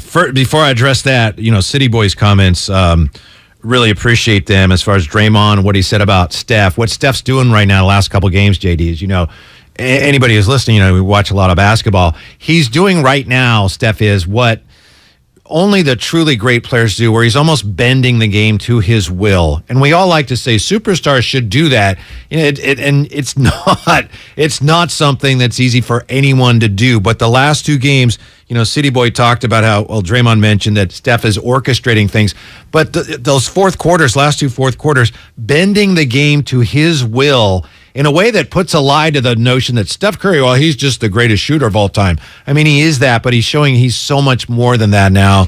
And it's like I said when we started the show, it borders on the unbelievable. It's hard to believe that he scored, last two games, is it 87 points on 47 shots. That's just impossible. Real quick on Kuminga and Wiseman in the G League, that's a fascinating question to me because, Wiseman goes to the G League and then he dominates. Is he able there to address the things that he really needs to work on, which are defensive instincts and responding defensively to things that he may not see in the G League that he's going to see here? I don't know. Kuminga too. Do they go to the G League and then dominate and then come back here? It's like, that was great, but now you got to play totally differently. I've mentioned before, I hope you don't mind me mentioning, I do a podcast with former Kings coach Jerry Reynolds, and he was saying this week, Wiseman he got to play. If he doesn't play with a varsity, he's got to play with the JVs. So a lot of basketball people are saying that. I'm just, I'm not sure if we're going to help him that much. I think the Warriors would have already done it. Or maybe, JD, if I'm going to trade him and Moody, I don't want them getting hurt. Well, here's the deal. I'm not sure it's necessarily about the last part. No, but probably not. I think the Warriors are still at a point where they view, and I think we're saying the same thing, they need Kuminga and Wiseman to fit their games in a box to help this team. And playing in the G League and dominating is not – it's just not going to click. That may be the case. They need Kuminga to be I think they need Kuminga to just be a piece that fits, that can play every night with the rest of these championship players. They need him to work on doing those things, the rebounding, the running the floor, being energy, not making mistakes defensively. That's the kind of player they need him to be. Bring the element that they don't currently have. Wiseman, rebound, run the floor. Don't be a step slow defensively and where you're supposed to be. Be in the dunker spot. Just not asking him to do a whole heck of a lot, and both of them have been unable to do that effectively. Going down to the G League, I don't think helps that specifically. Yeah, I'm with you. It's a really intricate, tricky issue, but I'm with you for the most part. I agree with that. Ed in San Francisco next year on 95.7 The Game. Hey, Ed. Hey, it's funny. I was just, interested in the same question that you've been dealing with. Actually, I don't think Wiseman has looked that bad. He's gotten a lot of fouls, but he's actually, it seemed to me, he was improving his game. He was like mixing it up inside. He's not, you're right, he's not going to get better. Well, maybe if he goes to the G League, he get better. You got to remember, a guy that size has never had any opposition like in high school or any place else he's been. I mean, he hasn't been rebounding against 7-footers. And the only way he's going to learn how to do that is by rebound against 7-footers. I think they definitely should be playing him and Kuminga also. I don't think Kuminga looked that bad last night. You know, he came in and he was actually trying to rebound, and he made a nice hoop and he made a dunk. You know, but except of course that guy with the long hair, what's his name? He looked better than either one of them. Lamb? Yeah. Lamb looked really good. So, I mean, I guess they've got to play well enough to maybe put Lamb on the bench or at least get in the same kind of minutes.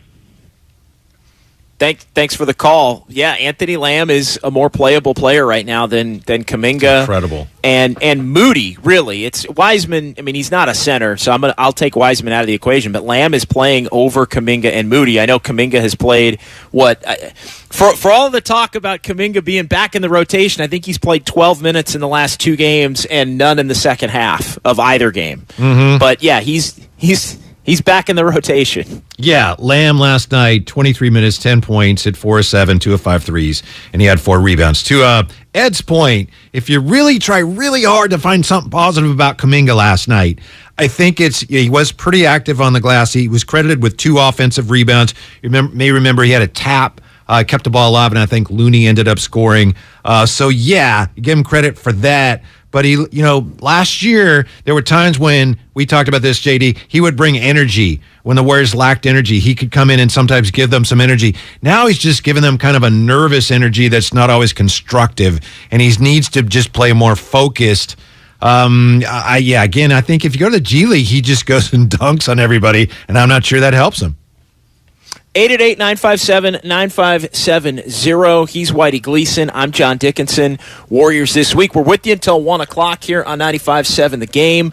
Let's go ahead and hear the clip from Bob Myers earlier this week as he joined Steiny and Guru here on 95.7 The Game, as he does each and every week here. And here's what Bob Myers had to say as far as the Warriors' young players and just how much is reasonable to expect on this team with the expectations? I've always kind of thought that when we drafted the young guys, eventually they'd help us. But in the meantime, let's try to give, like we did last year, this team a chance to win a championship. Don't know if it would happen or not. And again, you don't really know with youth. Sometimes 20-year-olds help you. Sometimes they don't. When they don't, you got to look to some of the veterans. Some of our vets haven't played. DiVincenzo, I think, is a veteran in some sense. Iguodala, we'll see when he gets back. We leaned on a lot of the guys last year, and I'm sure that's been stated as to the value that those minimum guys brought last year. We'll see. It's a long deal. I think the young guys will do more than they're doing. I'd be surprised if this is what it is this early. I think the bench will be better. The starters, they have a good net rating, but even them, I think there's growth.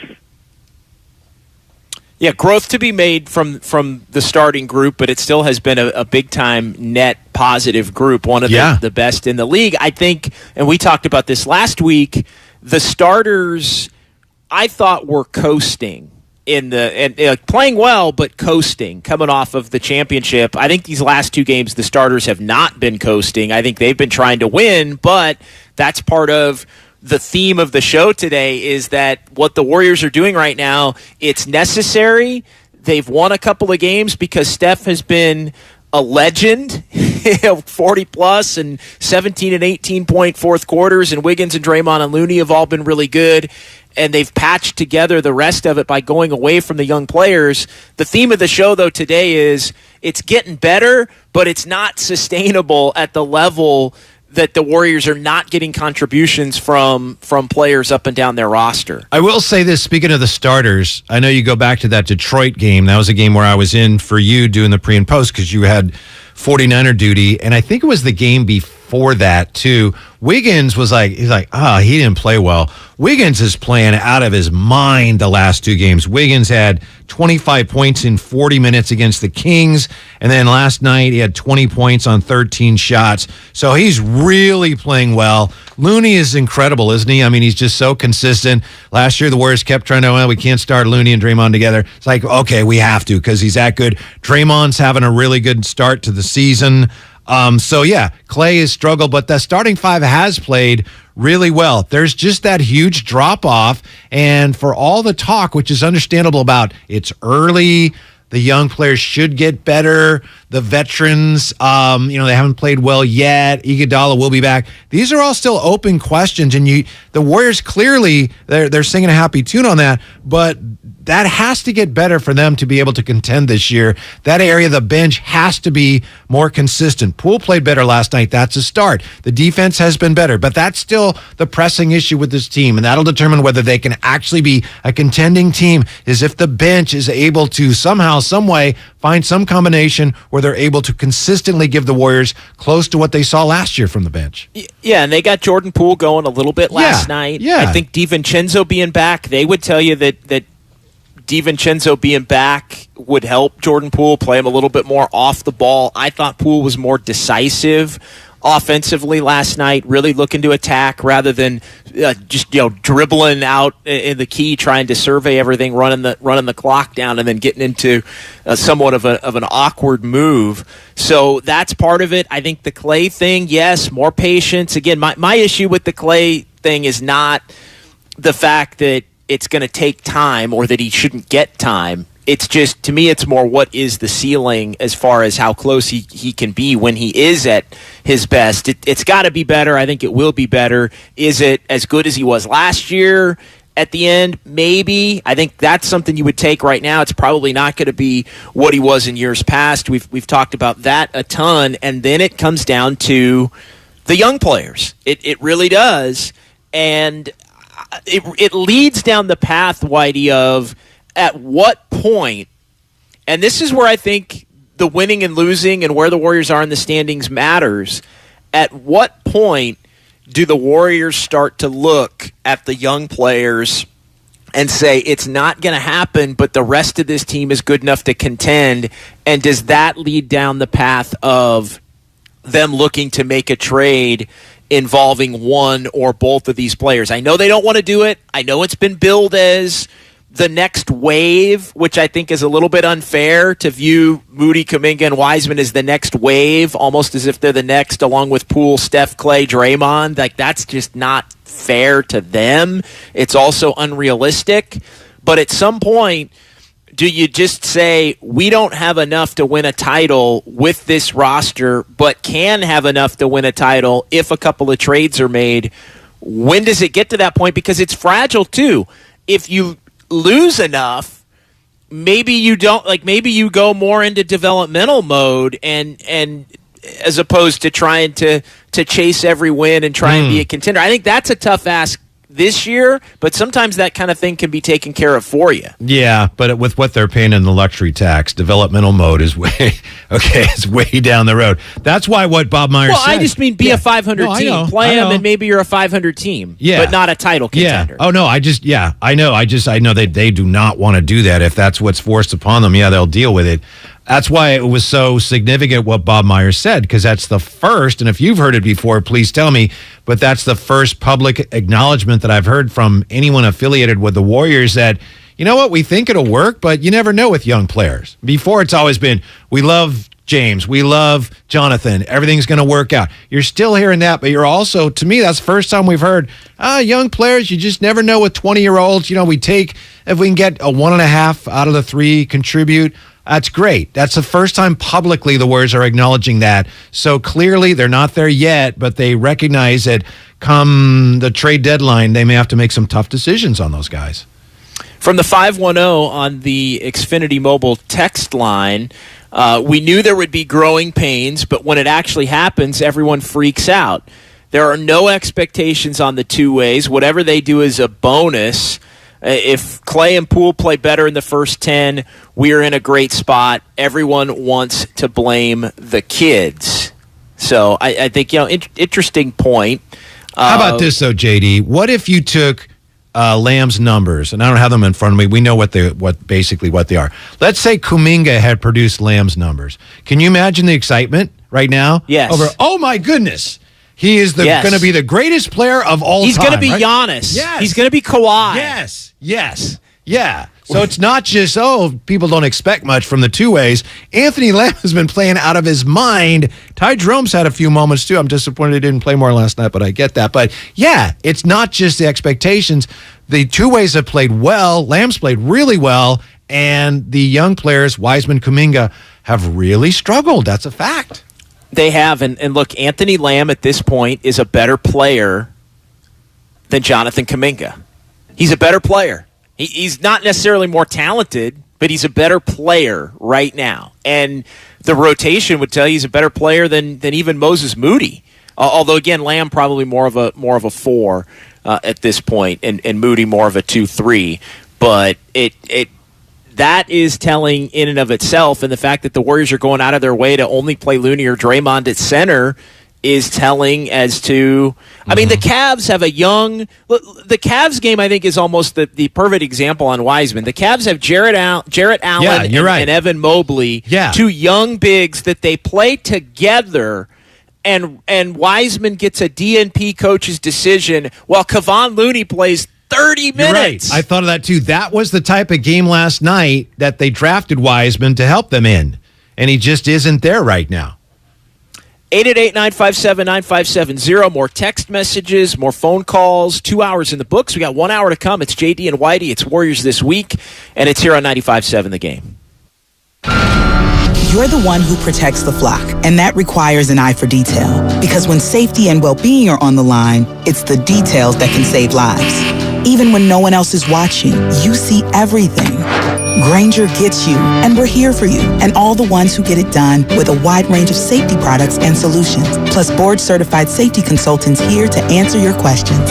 Call, click Grainger.com, or just stop by. Grainger, for the ones who get it done. Black Friday is coming, and that's the smart time to shop for a top-rated TV from Samsung, LG, or Sony. But why wait? You can get those Black Friday TV deals right now at Video Only, and then enjoy Thanksgiving with your new TV.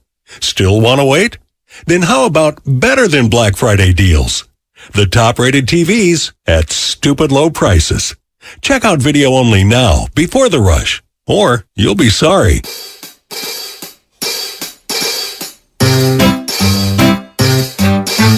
1-877 Cars for Kids. KARS Cars for Kids. 1-877 Cars for Kids. Donate your car today. 1-877 Cars for Kids. KARS Cars for Kids. 1-877 Cars for Kids. Donate your car today. With car prices at an all-time high, our donors are now getting highest receipts ever. Donate at carsforkids.org, and your car can be picked up tomorrow. 1-877 Cars for Kids. KARS Cars for Kids. 1-877 Cars for Kids. Donate your car today. Now accepting donations of land, homes, buildings, or any kind of real estate. Everything, our farm, our stand, our pop-up shop. It really all started when we discovered the benefits of local, raw honey for our family. And then we decided to turn it into a business. We were looking for something to help us get up and running. So we got the Chase Business Complete Banking Account. It's more than a bank account. It comes with Quick Accept, which lets us take card payments anytime, anywhere in the U.S. using the Chase mobile app. Plus, we get same-day deposits at no extra cost. For us, it's more than honey. It's about sharing a little sweetness with the world. Get the Chase Business Complete Banking Account with the essentials you need to help get your business going. Learn more at chase.com/business-complete-banking. Chase for business. Make more of what's yours.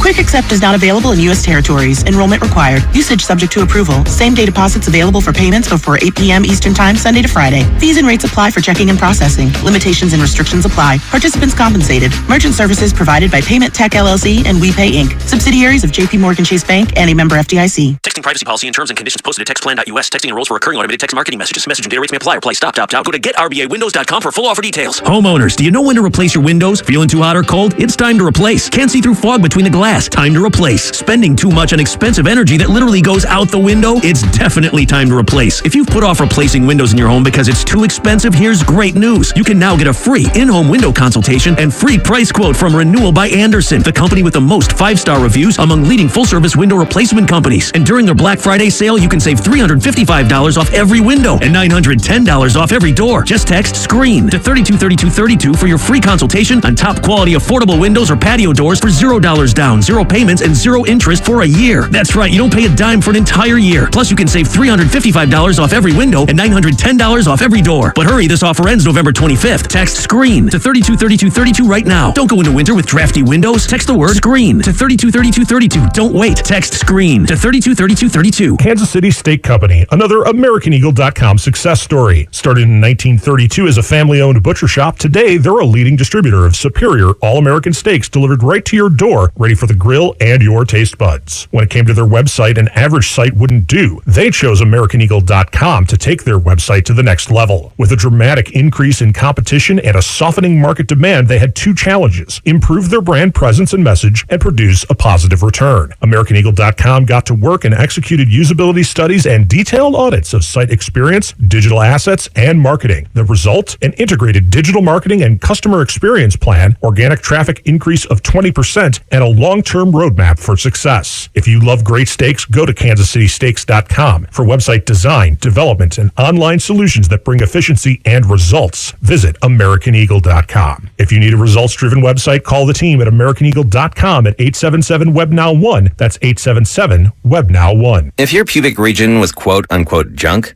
you wouldn't need America's #1 trusted men's grooming brand. But it's not. So show some respect with new Gillette Intimate for a gentle and easy shave. Gillette Intimate, the best a man can get. Buy now at Walmart. AT&T Fiber presents a straightforward moment inspired by straightforward pricing. And now we just cube the pancetta as such. So what's on the menu tonight? This carbonara I found online. It's fire. You gonna love it, Mom. I hope you hold on to this AT&T Fiber, son. It's nice. Yeah, you should settle down now that you're a gagillionaire. Oh, I am. I finally found the one internet I've been looking for my whole life. So, no more one-year stands? No, I'm done with all that. With AT&T Fiber, there's no price increase at 12 months. What about equipment fees? Nope. Those were never any good for you. Exactly. But now, everything's completely straightforward. Well, in the spirit of being straightforward, I never liked any of your old ones. Me neither. Blah. Y'all never told me that. But we're being straightforward now, which feels good, yeah? Yeah. Now let's get straightforward about that girl he's been seeing. Straightforward is better. No equipment fees, no data caps, no price increase at 12 months. Live like a gagillionaire with AT&T Fiber. Limited availability in select areas. Visit att.com/hypergig for details. You're listening to 95.7 The Game, KGMZ FM at HD1 San Francisco. Always live on the free Odyssey app.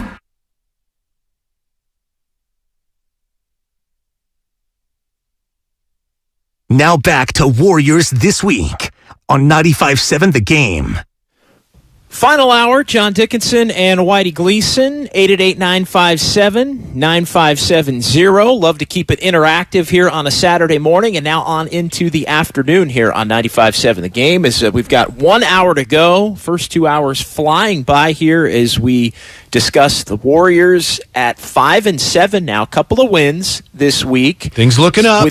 A little bit anyway. With the 3 days of off time and practice time for the Warriors, and now the games start coming fast and furious for the Dubs beginning tomorrow in Sacramento. Warriors still don't have a road win. I was looking at the teams, Whitey, that don't have road wins yet in the NBA, and it's an ugly list. You've got Orlando and Detroit in the East, or 0-6 and 0-7, respectively. And in the West, there's one other team right now beside the Warriors that don't have a road win, and it's the Lakers at 0-5, and the Lakers are 2-10 now overall. They've dropped 5 in a row. So the Warriors, with the Lakers, Magic, and Pistons as 4 offers on the road to begin the season. They got to get that corrected, and tomorrow's not going to be easy in Sacramento. No, and just real quick on the Lakers, we why would we want to talk about the Lakers? But it is amazing what they're going through right. They do, and it's the freaking Lakers. And Russ last night, I don't know, he's 6 for 17 or whatever, and LeBron's hurt now.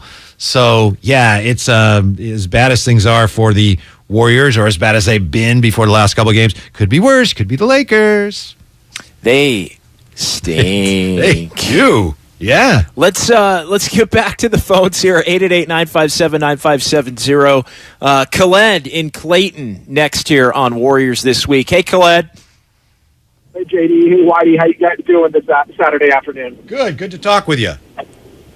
Likewise. Thanks. So, I hear a lot of people, and I see their points in regards to the youth movement and the issues that they're having. But then the thing that kind of makes me chuckle is a lot of people forgot the same things were being said about someone that they're touting right now on this team a few years back, and that's Kevon Looney. And mind you, 28 drafted versus number 2 drafted are two completely different things. But bigs in this league take time to be developed.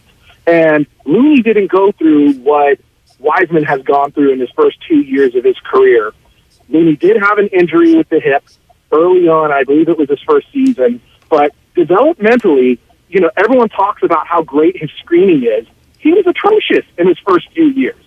It was to the point where he was unplayable, would get yanked off the floor, and would do sticks down in the G League, which I think was I don't think they called it the G League back then, but he would go down to the equivalent of the G League at that time and go get time.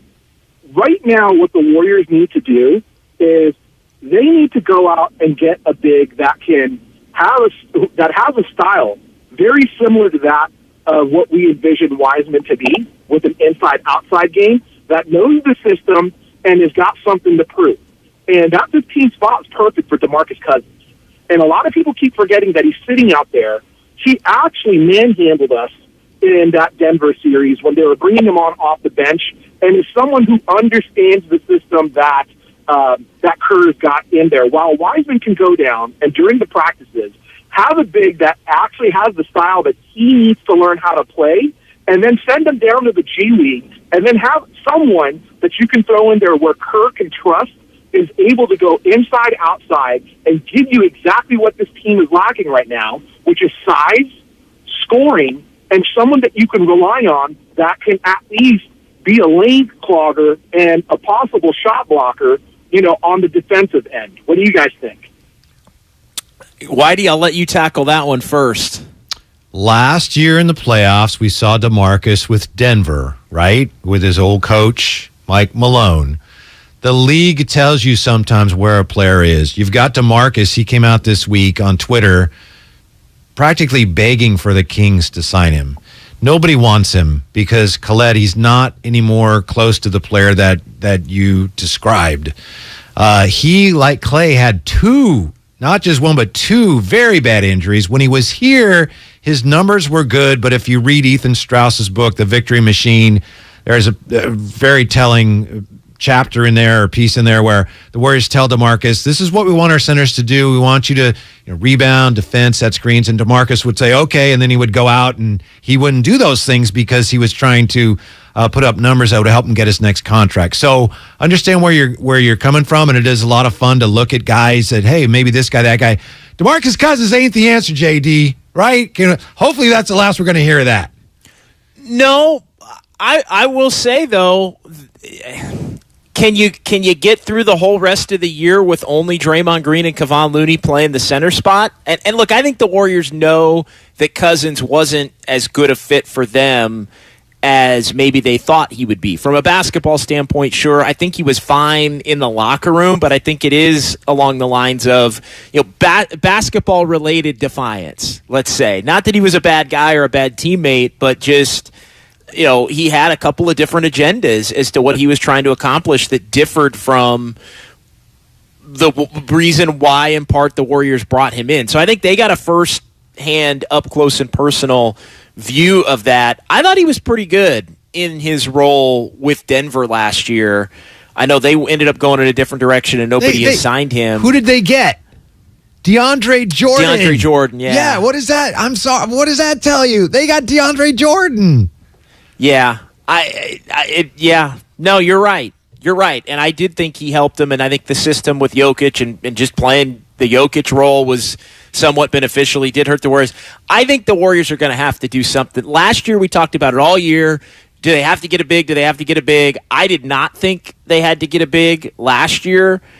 I think this year, because they're not good enough in other areas, they may need to get a stopgap big that can play some minutes. But you don't want to do that because Wiseman's supposed to be that guy. And if you bring somebody else in, what are you saying to Wiseman at that point? Yep, I know. So you almost can't do that. Like, he has to be that guy, and right now he can't be that guy. The other thing is, real quick, and I know we got other calls we want to get to.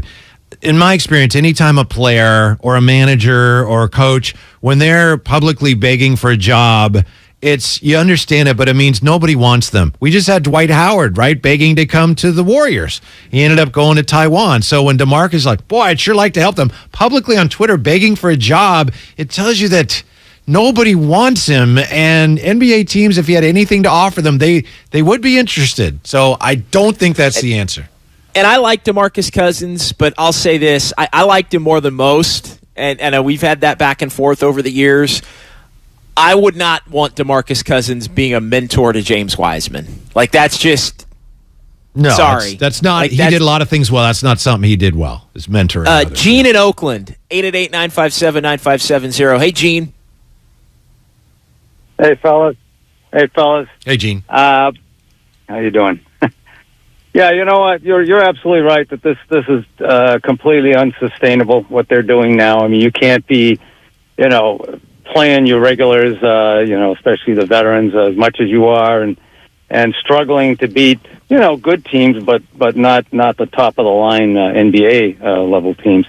So we got to do something. We can't have two guys like Kuminga and Wiseman essentially stable to the bench. So here's what I think, that what's best for them, for their development, and for the team going forward, is to move them to teams that can play them all the time, or a team that can play them, as bad teams that can afford the luxury of having young players like this develop as they develop. All right, they just don't fit this team. This team is a here and now team that needs help here and now with veteran type players. I wasn't really in favor of Wiseman to begin with, nor Kuminga. Last year, the guy I wanted us to get was Davion Mitchell. And just think how much more valuable he would be to the team right now than Wiseman. He might be our current GP2 if he was on the team. So, really, I think you got to find a way to move these fellas. I know it's hard to trade right now. The only guy that's available, as I know, that we could have if we wanted, is Westbrook, and nobody wants him. So, but you still got to work at it. You know what? If you could get a Jordan or Boogie Cousins for practically nothing, I'd say why not? At least you got another body in there, somebody that can contribute, versus Wiseman, who you have to fear every time you put him out there. For every point he scores, he gives up 2. So, anyways, that's my thoughts. Thank you, and Gene. that's exactly why, thanks, Gene, Wiseman has not played in the last 2 games. Yeah. To Gene's point about Davion Mitchell, who the who the Warriors see tomorrow, we know, don't we, JD, that Steve Kerr really liked Davion Mitchell, and they just thought where they were picking it was maybe a little high for him, but they liked him. We know they also liked Franz Wagner. This whole 2 timeline thing, maybe it would work if they'd pick players, and maybe it will still work regardless, but they just picked 2 guys that needed to play more just to learn how to play basketball more than the Warriors were able to give them. I mean, they took the best players or the most talent available. Most upside, yeah. At the points in which they picked. I think they shot for future star core is what they did, as opposed to really young, controllable players that can help. I mean, I loved Tyrese Halliburton going back me to... Too. Me too. But the Warriors had the number 2 pick, so the number 2 pick was too high for Tyrese Halliburton. But Tyrese Halliburton was he was my 4th ranked player in that draft, and so you run through it, and he winds up falling all the way down to 10 or 11. You could have traded the pick and got him and a player potentially, but anyway, that's all water under the Old Bay bridge. And Davion Mitchell would be in the DiVincenzo role right now. Backup point guard. You could play him with Jordan Poole. He would really help Jordan Poole because he's a good defender. And so you could play him with anybody. You could play Mitchell with Klay. You could play Mitchell with Steph. You could play Mitchell with Poole. Like he is somebody like he would have been solid. But again, it's a role player you're talking about with the 7th pick in the draft, and that. That doesn't. Davion Mitchell's probably going to be a backup player his whole career. Now, a good one, but when you I get why the Warriors didn't do that. I also get why you could look back at the way last year went, in particular, with this team winning a championship and going, man, you'd love to have Halliburton and Mitchell and Wagner, some of those guys right now. Those were my guys. Yeah, Halliburton and Wagner. Real quick. Speaking of centers, there's 2 guys that the Warriors will see tomorrow, but they probably won't play. I'm not advocating for this. I'm wondering what you think, maybe what listeners think here. You've got Sacramento has 2 guys that don't play. Richaun Holmes, who last year was pretty good, and Alex Len. And there's 2 centers that can help you as backups. They're not playing at all, so I assume they could be available. Does either of those guys do anything for you as a potential backup? Yeah. I mean, honestly, both of them would. Me too. Alex Len can clog the paint and defend and lay some hard fouls on you and be in the dunker spot. They both do. I think I'm not sure what's going on with Richaun Holmes because he was a player that he got paid pretty nicely for a couple of years back, and then they went and got Sabonis, and it just basically made him a backup, and he's been, for the most part, a non-factor since. But I think as a backup center, he's pretty good, does a lot of those things. He's a more expensive option. You'd be probably too expensive, huh? Yeah, probably too expensive for what you're coming back. But no, I think when you start to get into the big body type, hey, you need to have somebody that can just get out there and soak up some minutes against some of the bigger teams. So you're not having to play Looney and Draymond all the time if you're not going to play Wiseman. The Alex Len type is actually in some ways perfect. But again, we're talking about, are you going to put your 15th roster spot on a guy like that when maybe you need to go out and get somebody that can be a wing that can help you a little bit more. I know Iguodala's he's at some point. What's that? Yeah. We'll see. Maybe by April 15th. Maybe by April 15th. He's close. He's close. We'll be back. By the way, you know who else is close? Is GP2 in Portland. Apparently is very close. Could be back playing with them really soon. Let's go to Pete in San Ramon next on 95.7 The Game. Hey, Pete. Hey, guys. Thanks for taking my call. Just to really put DeMarcus Cousins' idea to rest, I'd rather see Swaggy P back. He's more fun. But the G League should not be considered a demotion. It's a place to go work. Like a batter needs to go back to minor league and just get at bats. So I think between now and middle of December, Kuminga, Wiseman, and even maybe Moody go down to Santa Cruz. They get 12 games between now and the middle of December. And just work on playing together, learning how each other can play, that sort of thing. And as far as a big guy, I like Nick Claxton with the Nets. I think once they finish blowing that up and cutting Kyrie, he's a 6'11" power forward, double-doubler. $8 million is what he's making this year. That's my wild dreams. Pete, thanks for the Pete. Thanks for the call. Pete, that's a good name. Probably unattainable. I think Nick Claxton's somebody they'd look to maybe hang on to as a part of a young core as they blow the rest of it up potentially. Yeah, there's a couple of names that we have been talking about and that Warrior fans have been talking about on social media that are probably not attainable. I mentioned earlier Jakob Poeltl, and it looks like there's a lot of teams that are interested in him because the Spurs, one way or the other, have made it known that he could be available, and they're looking for they want a lot for him, and the Warriors probably couldn't meet their asking price, although he'd be a really good fit.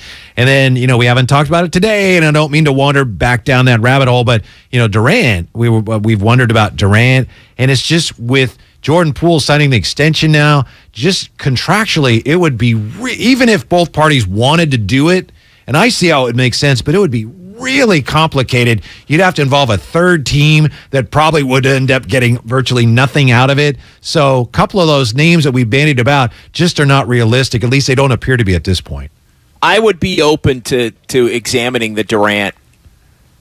Me too. Durant trade again. I know we touched on it a little bit last week, and some of the more rumors have popped up, obviously, with everything that's going on. I would be willing to revisit Durant. The problem, though, and I said this last week, I'll reiterate it now, I wouldn't want to give up Wiggins in that deal. I would want to keep Wiggins. You can't trade Wiggins now, right? I believe with his contract, you can't trade him. It's another thing that complicates it. So Wiggins, and you really, in a way, can't trade Poole right now because Poole right now is a $4 million player, not a $30 million player. Yeah. And so that creates both teams are into the tax, and then so you're really limited what you can add and give, and it's really, really complicated. But I am now of the belief where the Warriors, and I don't think they're there yet, and I'm not even necessarily there yet as we sit on November the 12th, Whitey, but as this thing continues to evolve, if the Warriors' ceiling with this group is 500 or a little bit above 500, then and the young players continue to not be a part of it moving forward, or when they're granted opportunities, those opportunities need to be taken away because of how they play. If that keeps up for the next couple of months and this team is right around 500, slightly above, to me, I think they have to look at you have to go all in on this year. Yeah, I think you have to look at even packaging a couple of the young guys for a player or for two players that are bona fide rotation players that can fit with this core group to try and make another run. Yes, Steph is playing so well, you just can't squander what you're getting out of Steph Curry right now, waiting for your youngsters to learn how to play basketball. 888-957-9570. That's where Steve in Oakland checks in next here on Warriors This Week on 95.7 The Game. Hey, Steve. Hey, good afternoon, guys. I just want to say that was a great game last night. Nail-biter. I love Mobley for the Cavs. I think if he was with the Warriors, he would be a super-duper star. Amen. Long. He's long. He's versatile. He can shoot. He can defend. He's going to be a major player in the next couple of years. But I want to say something about Jordan Poole, man. The league has really caught on to what he's doing. His signature moves are now known by everyone, so he needs a counter move to counteract what's going on with everybody in the league, like Steph had, like all the great players had in the past. To do something to counteract, you have to come with a counter move to counteract what the league is doing. When he figures that out, and when he starts going hard to the paint and stops settling for bad jump shots, he's going to be okay. Thanks for the call, Steve. I think he's showed up, and we've touched on this in prior weeks. He's showing up on the scouting report now. I think as someone that other teams are trying to take away, and I've noticed there's more help defense attached to Poole. It's the primary defender, but when he starts to make a move, there's just more attention being paid by the other players on the defensive unit, which I think makes the move to help him get out of it is, and we saw this last night, it's decisiveness, but decisiveness can be shooting it or driving it. Decisiveness can also be giving it up and getting it back, and I think that's where taking him off the ball a little bit more is beneficial, and Dante DiVincenzo being back in the lineup to play with him for 15 minutes helps him do that. Well, Jordan Poole was a big part of one of the big reasons why the Warriors won last night. If you go back and look at their struggles on the road trip, one of the things that the Warriors were doing that was very un-Warrior-like is they were not making their threes. They had some terrible games from the three-point line. The last two games, even including Klay, who I'm not trying to be negative, but he's 6 for 23 the last two games. You include that, and the Warriors against the Kings shot 37%, and last night 42% from the three-point line, which is sizzling. In Poole last night, 4 of 8. So that is another thing as we talk about the Warriors defensively getting some traction. They're starting to make the three-point shot, even with Klay struggling, and that's a real good sign, and Jordan Poole is a big part of that. Well, and they've needed that to win these last two games. I mean, that has been. I was again talking to Steiny on the podcast the morning after the Kings game, and I was thinking, how the hell did the Warriors even win that game? And it was Steph, and he brought up, well, they made some really timely 3-point shots, and that was something that they did last night as well, and that's something that they did in the playoffs a lot. They made timely 3-point shots in the playoffs last year, which really prevented some games from getting out of hand. It kept them close in some games and really, I think, kept some teams at bay when they had leads in a lot of those games. And that is the one area of this Warriors team, one of a few, where they can, on a given night, given the firepower that they have, win just because of that. And they've done other things better these last two games, but if they shoot it poorly from three in either of the last two, we're having a different conversation than the one we're having today. Yeah, and it just makes me shake my head. You mentioned the postseason last year and the playoffs, the finals against Boston. Boston, they ran a lot of drop coverage against Steph, didn't get out on them enough, and the last night the Cavs did the same thing. It just makes you wonder why. How, do they not know who he is? And I think sometimes it's a matter of the players on the floor are not capable of getting out there. And if your coach and the other team is like, we can't have Jaren Allen out there on Steph, you'll just foul him. So he's just really difficult to guard right now. Impossible, in fact, to defend. And some of it is Steph's ability now. And look, you don't want to get beat by the 3-point shot, Whitey, but I think a lot of it is his ability to get to the basket now. Teams are having to be a little bit more conscious of that because he's able to attack and score in the paint extremely efficiently and in the mid-range extremely efficiently. So it's a little bit, I think, of pick your poison, Whitey. Yeah, and I think that's what Steve was getting at. Steve would like to see Jordan Poole do that more. And I think he's shown that he has the ability to take the ball to the basket when he's being overplayed on the perimeter. 888-957-9570. Dawn, Tim, John. We'll get to you coming out. Quick timeout. We're back here for one more segment. JD and Whitey, 95.7 The Game. This year's ratings of the best TVs just got published, and Samsung, LG, and Sony scored the highest. Also, they warned about the poor performance of the bargain brands promoted at some stores. So where can you get the best deal on the top-rated TVs? At the club? Online? Nope. At Video Only. They've got their better than Black Friday deals on right now. Don't be sorry. Check out Video Only before you buy.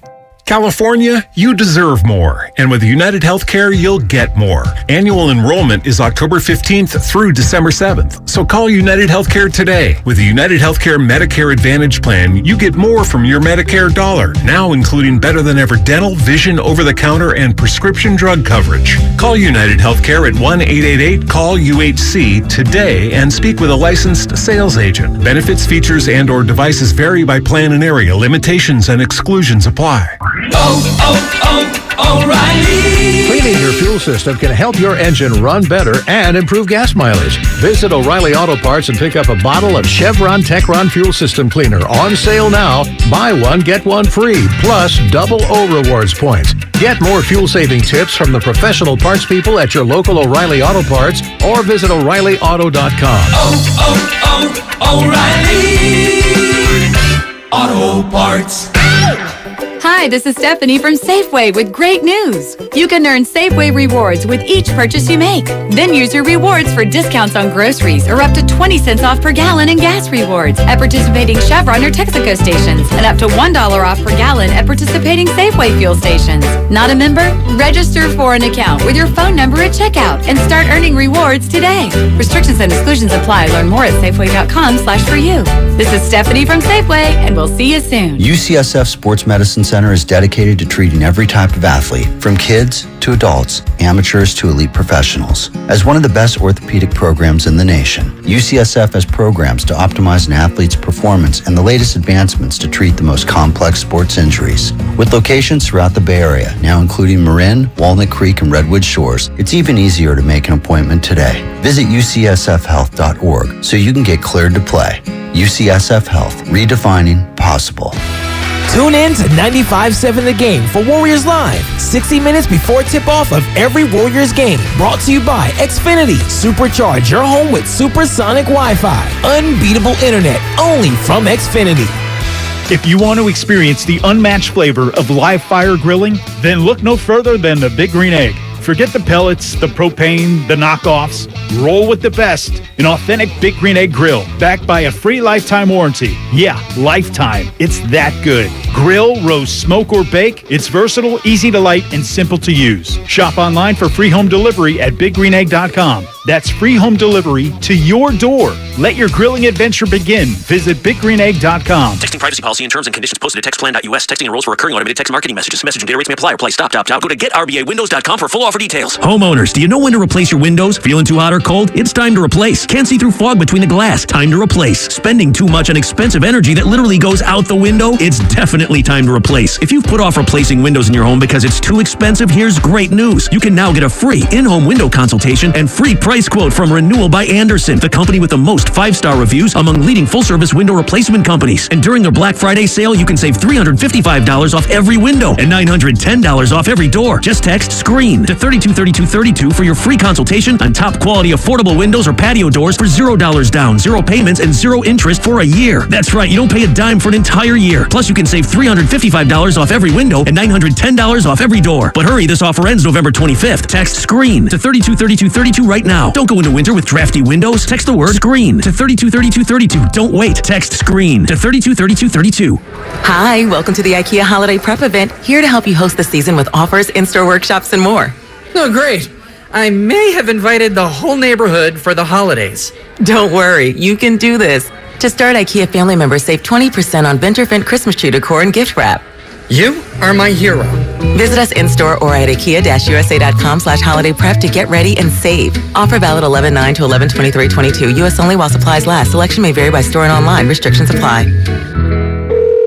Thank you for calling Navy Federal Credit Union. How can I help you? Hi, if I'm in the Army, not in the Navy, am I still eligible for membership? Yes, you are. What about my sister in the Air Force? Her too. And my dad's a Marine. We serve all branches of the military, veterans, and their families. My dog is a retired military working dog. I'll see what I can do. Find out if you're eligible at NavyFederal.org. Navy Federal Credit Union. Our members are the mission. Insured by NCUA. It's Pro Time, which means at Lowe's, you're invited to enjoy a Lowe's Pro Happy Hour. Kick back with free Pepsi Cola drinks and Frito-Lay snacks. Plus, earn 3 times bonus points per dollar on purchases of select Pepsi products. Come into Lowe's and get the full MVP treatment at Pro Happy Hour on November 17th from 2 to 5 p.m.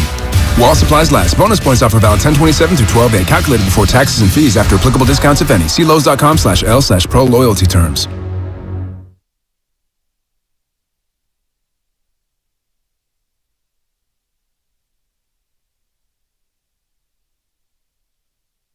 Now back to Warriors This Week on 95.7 The Game. Final segment. Man, flying along here. John Dickinson and Whitey Gleason. 888-957-9570 here on 95.7 The Game. Whitey, Warriors and the Kings tomorrow, and Warriors and the Spurs on Monday, and the games are just coming rapid fire. Phoenix, the Knicks. Warriors go on the road, then they come back, then they go back on the road. There are a lot of games here coming up between now and the end of the month over these next 3 weeks. It'll be nice to see if some of the things that seem to be coming to fruition now are actually, trending in the right direction for real. How much of this is sustainable? And it's just right now, it's a privilege for all of us as basketball fans to get to see Steph Curry play. And it always has been, but now he's taking even that to some kind of unimaginable new level. And, it remains to be seen whether the Warriors are going to be able to build on the success that they've had over the course of these last couple of games, or whether they cannot play as well in the areas where they have played well, and then they're going to have to continue to get more from some of the other players on the roster. So I think right now they're at a little bit of a crossroads as far as trying to figure out where they're at in hoping that the wins can calm everything down to where they can start getting some of these young players more implemented and a part of things again. Let's get back to the phones here. Dawn in Sunnyvale up first in our final segment. What's going on, Dawn? Hi. I didn't hear a lot about this, but I did hear that, Klay kind of took the summer off, didn't do a lot of pickup games. That sounds unusual, and do you have an opinion on how that has maybe affected how he's playing, at least at the beginning of the season? Yeah, I think it has for sure affected the beginning of the season. And thanks for the call, Don. And we've discussed it a little bit. It was more Klay not wanting to risk an injury because he had been injured before doing that in the offseason. It was almost as if, hey, coming off a championship, played a lot of minutes in the finals, and don't want to do anything to screw up that first full season or the most normal season he's had in 4 years on the calendar. And so the slow ramp-up became part of it, and I think the slow ramp-up got him out of whack, and then he wasn't shooting it well, and everything just kind of snowballed on him a little bit to the point where here we are. But that played a big role, and you were one of the first people to really bring that up, Whitey. Well, and it just was a handful of things that the Warriors had to deal with early, and that's, there's the hangover of winning an NBA championship. There was a trip to Japan, which, not ideal, and they did it, and, it's their turn to do it. They did it, and, of course, the punch. But I don't think, to be honest, I don't think that's been addressed enough because part of it is, you don't want to get into whatever he was going through mentally. But I do think that's been a big part of his struggles, and it's understandable. And, again, it's not to belittle him, but just it speaks to what a real struggle this has been, not only physically but mentally for him to get back to the point where he's close to the Klay of old. We see glimpses of it. It's still in there. But to me, he's just fighting it so much that he's not playing as efficiently as, the Klay, 60 points on 11 dribbles. We're not going to see that Klay now because this Klay is desperately trying so badly to get his shot back on each shot he takes. So, maybe tomorrow night against Sacramento, because we know he's had historically some big games against the Kings because he never forgets the fact that they decided not to draft him and drafted Jimmer. Did you make anything of the fact that Steve Kerr came out and said, hey, Klay's not going to play back-to-backs maybe the whole season? It didn't surprise me, and this is a back-to-back. I wonder, does he not play against the Spurs? Does he not play tomorrow? I mean, sometimes teams will pick, and the Warriors typically have just picked the second game to rest players, but sometimes the road game, the game that teams pick. What do you think as far as those two games and which one Klay would not play? Because Steve Kerr said he's not going to play both of them. I'm not sure about that, but to the wisdom of why you would announce that, you're right. I think we knew that. It does give you an opportunity, and maybe I'm putting too fine a point on it, but if you're the Warriors and you make it clear, look, he's not playing back-to-backs. Let's say he recovers, his recovery comes along at such a rapid rate that maybe later in the year, if you are able to say that, yes, he's going to play back-to-backs, it's almost like a real positive for him. But other than that, it's not a surprise. I would, let's see, I think I would always start him the first game. I would be the first game in for the most part, rather than pick and choose. First game in, I would play him and then try to get that one and then deal with the second one when, get to that, cross that bridge when I got to it. Let's go to Tim in North Carolina. What's going on, Tim? Appreciate you chiming in. And, we're getting to you a little earlier than some of those 1, 2 in the mornings on wrap-up, Tim. How you doing, my man? Yeah, I know, man. I almost called you last night, but I had to shut it down. I had to be in at 6:30 today, so I just I couldn't get it. I listened to it on Odyssey this morning, though. But guys, I mean, Jay, I'm a big fan of Kuminga. I mean, I really love watching the young fella play when he can go out there uninhibited. But it's him and Wiseman. But, man, it's getting to the point now when I watch those young fellas play, they are on eggshells, man. I mean, they are on – and when Poole made that fake, and then Kuminga threw it away and it went out of bounds, the look in his face, he knew he was done. He knew it, and I knew it all the way in North Carolina. I was like, you're done, bro. And it is almost impossible to play this game on eggshells, but what can these young guys do? They know those mistakes, and they out of there. And if I name these names to you, Anthony Edwards, Cade Cunningham, Jalen Green, none of those guys, if they would have got drafted by the Warriors, they wouldn't even start on this team. They wouldn't even start. Like, we almost had a chance to get Anthony Edwards, and we wouldn't even know that all the capabilities this young fella has because he wouldn't even start on this team. And unfortunately, Kuminga and Wiseman, they got drafted to a team. This team only needs role players. And then these guys have never been role players their entire career. Moody fits right in because he was a role player all at Arkansas, even in high school with Scotty Barnes and Cunningham. Role player is in his DNA. That's what he's been his whole life. So his transition has been easier. These young guys, I mean, we keep talking about packaging and moving them. If I was Kuminga's agent at this point in time, I would almost be like, please move my guy and give him an opportunity to go play. I just don't see it. I don't know. I think about it, guys. I know Lacob, and he got a timeline of his future. The plans are different. He sees Kuminga, he sees Wiseman, he sees Poole, he sees Moody as the future.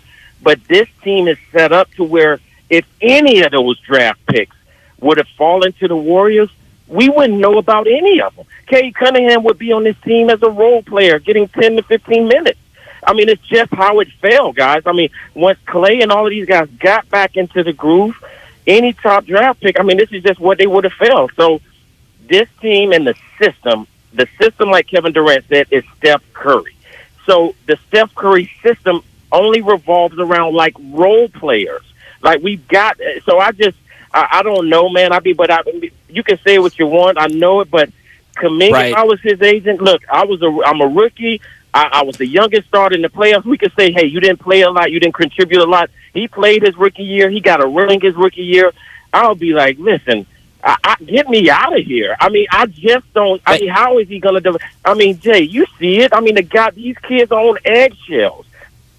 Thanks, Tim. No, great, good call. And that is the one thing that's been noticeable is the mistakes and the body language after some of the mistakes. And I think maybe even some tentative play as things have gone on, because I think it's gotten worse since the season started for Wiseman, and I think it's gotten worse since the season started for Kuminga. They are both playing less confidently and as if they know, hey, the minutes are limited, but if I make a couple mistakes, the minutes are completely gone. And I also think there's an element of, and this comes from probably a good place, but not wanting to let the core group down. And, I go back to the Warriors. What was the game against, was it the Sacramento game? I think it was, where they had a shot of the bench and the Warriors had won the game, and the bit, like, it was just there was no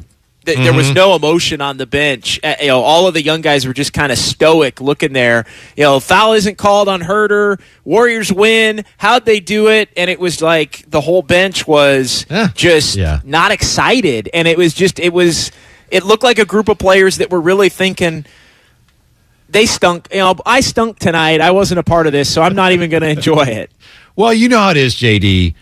Sometimes just being in Sacramento will do that to you, right? I mean, there are times when, all right, here we are. We're still in Sacramento. I'm kidding about that. But you made the point last week about how difficult it is for some of these guys to play as role players. I hadn't thought a lot about that. You and Tim make a great point, but there still is just... there's the idea that at some point, the young guys, when you play, you have to play well. And it's really alarming right now to me to see what's going on with Kuminga, because he's going the wrong way. And it is affecting him, that he's not sure what to do. And there was a play last night, one of his first plays, where Jordan Poole feeds him the ball and he dropped it, and it was a shot clock violation, so it didn't matter. But you could just see he was jittery. So when you got a young guy and he's going the wrong way, then what are you going to do about that? There's also this, the other side of what Tim said. If you had a team that was, say, you were, tanking, and you played these guys a lot, correct me if I'm wrong, JD, that doesn't guarantee that they'd play well. I mean, we're assuming that all they need is something. It doesn't. You got two guys now that just haven't played much, so nobody knows what they are. You don't know what they do even if they played more.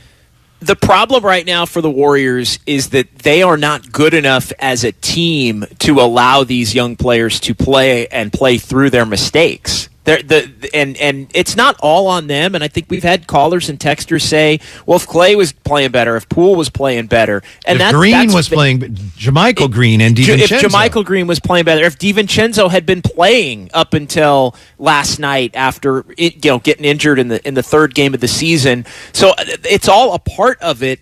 But we've seen. I mean, Steve Kerr is telling us, by the way that he's managed the rotation these last couple of games, that they're not good enough right now to play through the young players' mistakes, and they're worried about getting stuck in a hole here that becomes difficult to get out of, and that's why going so hard to win those games was so important, and getting to 5-7 and hopefully getting to 7-7. I think they look at these next two even as before they go to Phoenix again. And tomorrow's no picnic, but you get tomorrow, then you can get the Spurs game, right, and then maybe are 7-7, and you're feeling better about where things are at with a little bit of a winning streak going. Don't you think they're just hoping, Coach Kerr is hoping that Kuminga can have a good run at some point, have a good run, and then that's it. And then he builds on that. I think at this point they're just hoping he goes out, a couple shots fall, whatever it is, and I think we saw it to a degree in the New Orleans game, but that's one reason they keep throwing him out there. I think they're just hoping maybe something good will happen and then he will build on that, but instead, unfortunately, it seems to be going the other direction. John in Cupertino on the phone lines, 888-957-9570. John, you're on 95.7 The Game. Hey, guys. The last call by Tim is exactly, you guys kind of stole my thunder, exactly what I wanted to say.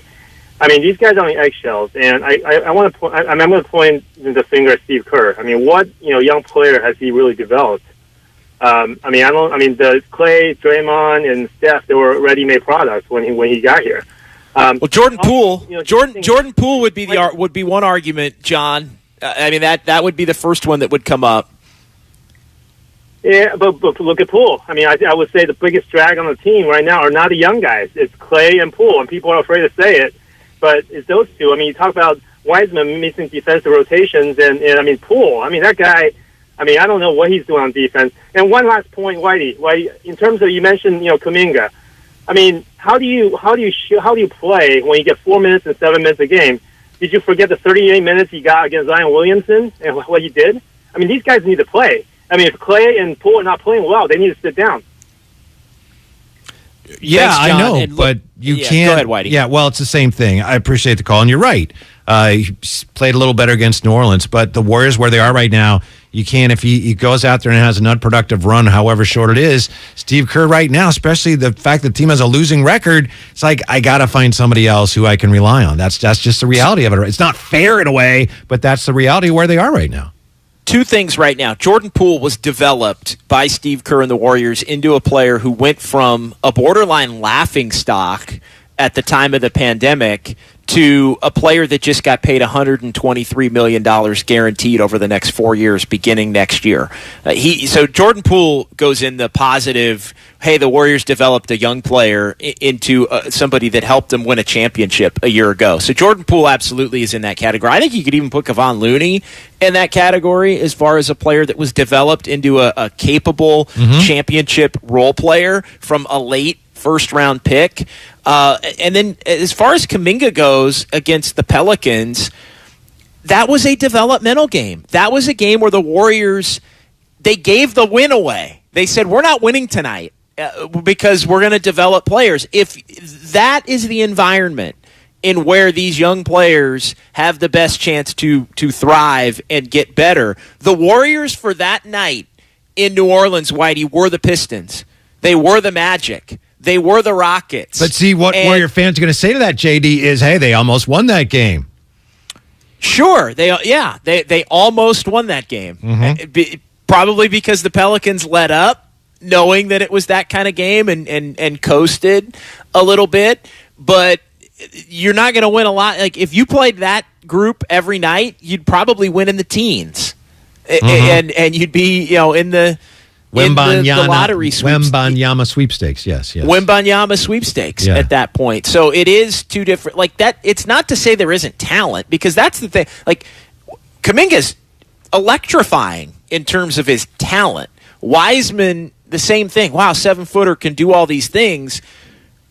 We would see it in all of these players if they were playing in that Orlando, Detroit, or Houston mold. They just would never win any games doing it. So that's another reason why I thought it was foolish to think that this was some next wave core that's going to be winning champ. Like, how are those guys going to play enough to get to a point where they're a next wave core if you have all these other players that are going to be playing? Even in the best case scenario, we're talking about 15 to 25 minutes a game. You know, that's not necessarily going to work out. The math doesn't work on that one either, Whitey. So where did the plan go wrong? I understand fans are saying, like the last caller, they need to play more. I understand that view. But where did it go wrong for the Warriors? Clearly they thought that both players, Kuminga and Wiseman, would be further along at this point, right? They thought the plan was that by this year they'd be able to at least hold down spots in the rotation.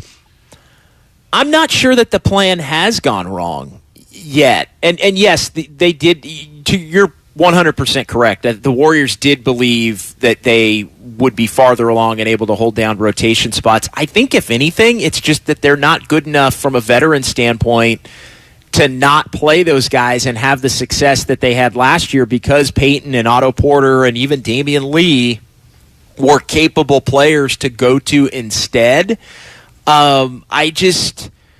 And maybe it gets to a point where the others are playing better enough to where you can withstand some of the young players. I'm not even sure it's gone wrong. I think the luxury tax is part of it, because you couldn't spend as much on maybe mid-level type players and things of that ilk to bring in to help fortify the gap between the championship core and the younger players. But I just think it's a bad fit. I think Kuminga had a bad offseason. You know, he was awful in the summer league, and there were excuses made for why that was. Hey, by the way, speaking of summer league, didn't he bring the ball up one time last night, Kuminga? It was it reminded me of summer league. Like, one time they had him bring the ball up. I just think they're asking him to do, there's something amiss between the player he wants to be and what they're asking him to be. And I think at times it just feels like there's different messengers to him and maybe even different messengers in the organization as to who he is as a player. It's like, are you a 4 or are you a 3? Are you out on the perimeter putting it on the deck, or are you in the paint trying to fight for rebounds and defend? You know, a big part of it with both those guys, and I know, as you said, they're very talented, neither one of those guys is really a very good passer.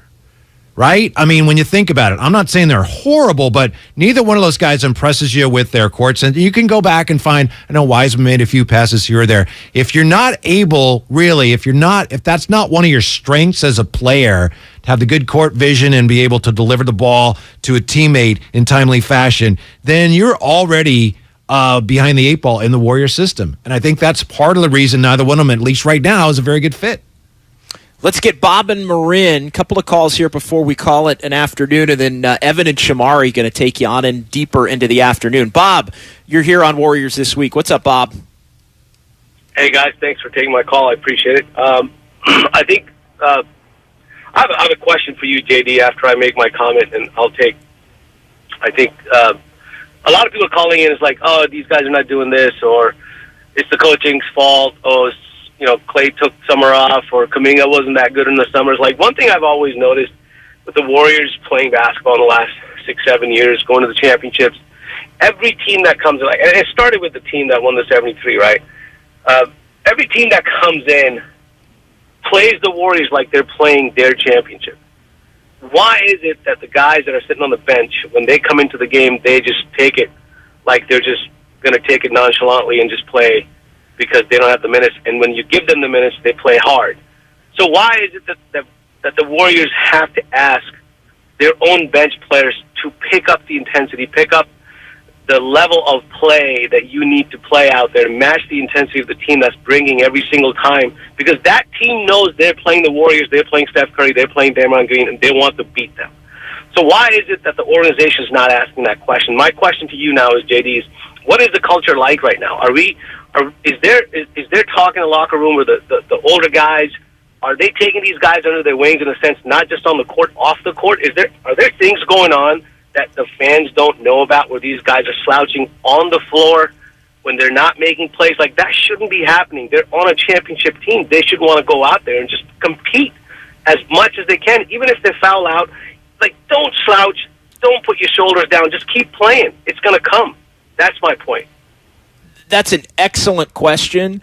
And I do think there's a disconnect right now between the veteran players and the championship core and the young guys. They don't trust the young players. It's not a matter of taking them under their wing. I think they're trying to do the right things, but there is a lack of trust that you can see watching the games between the vets and the young guys, and the young guys know it now.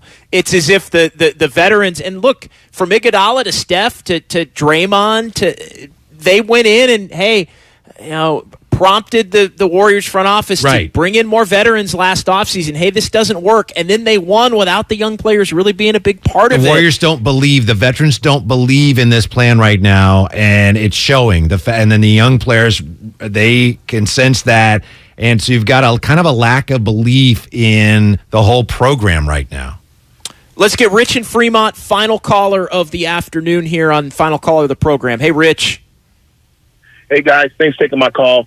I think really when it comes down to it, and I do appreciate the last caller's input, but I still think it's still kind of a situation where we and I won't say me per se, but Warriors fans as a whole, they basically just don't have patience. They want to see a winning formula right out the gut. Why? Because when the season closed, they finished with a winning formula right out the gut. The thing you need to understand is that this is something that happens over time. Okay? You look at Steph Curry when he first came to the league. Steph didn't come in hitting threes from all over the place when he first got here. It took him a while to understand the system and understand how to play. It took time. And I'm saying that, I called in the show yesterday and told Damon and Ratto that game in Cleveland is going to be the fire starter. That's the one that's going to get the spark. That's the one that's going to get these young guys to understand, hey, look, you want to win this league, you got to play hard. It's just something you got to do. Thanks for taking my call, guys. I appreciate it. We'll see if that happens, Rich. I know the Warriors are hoping that they can get on a little streak, and that can just calm everything down, and then you can bring the younger players back in. Whitey, great stuff, my man, as always. Appreciate it. A lot of fun. We'll talk again next week. Evan and Shamari. That's right. Evan Giddings, Shamari Block. They're coming up next, so keep it locked right here on 95.7 The Game. November is a great time to get a new TV. Now that the top-rated brands like Samsung, LG, and Sony are at the lowest prices of the year. With Black Friday deals available, what more could you want? How about better than Black Friday? Before you click, you should call Video Only to see how you can go lower than Black Friday. That's right, the best TVs at better prices. Check out Video Only before you buy, or you'll be sorry. Do you have 3 ex-wives and your current trophy wife wants a life insurance policy 3 times the size of the policies you had to purchase for your previous mistakes? If so, you need to call Big Lou at Term Provider, 800-230-2777. Big Lou is intimately familiar with your problems, and if you're 50 or 60 years old and in reasonably good health, a $1 million policy should only cost about $100 to $200 per month. Big Lou may have a solution for your previous policies as well. You may even save enough money to lighten the load on your new $1 million policy. Remember, call Big Lou. He's like you, except he's only on number 2. Call Term Provider at 800-230-2777. That's 800-230-2777 for $1 million.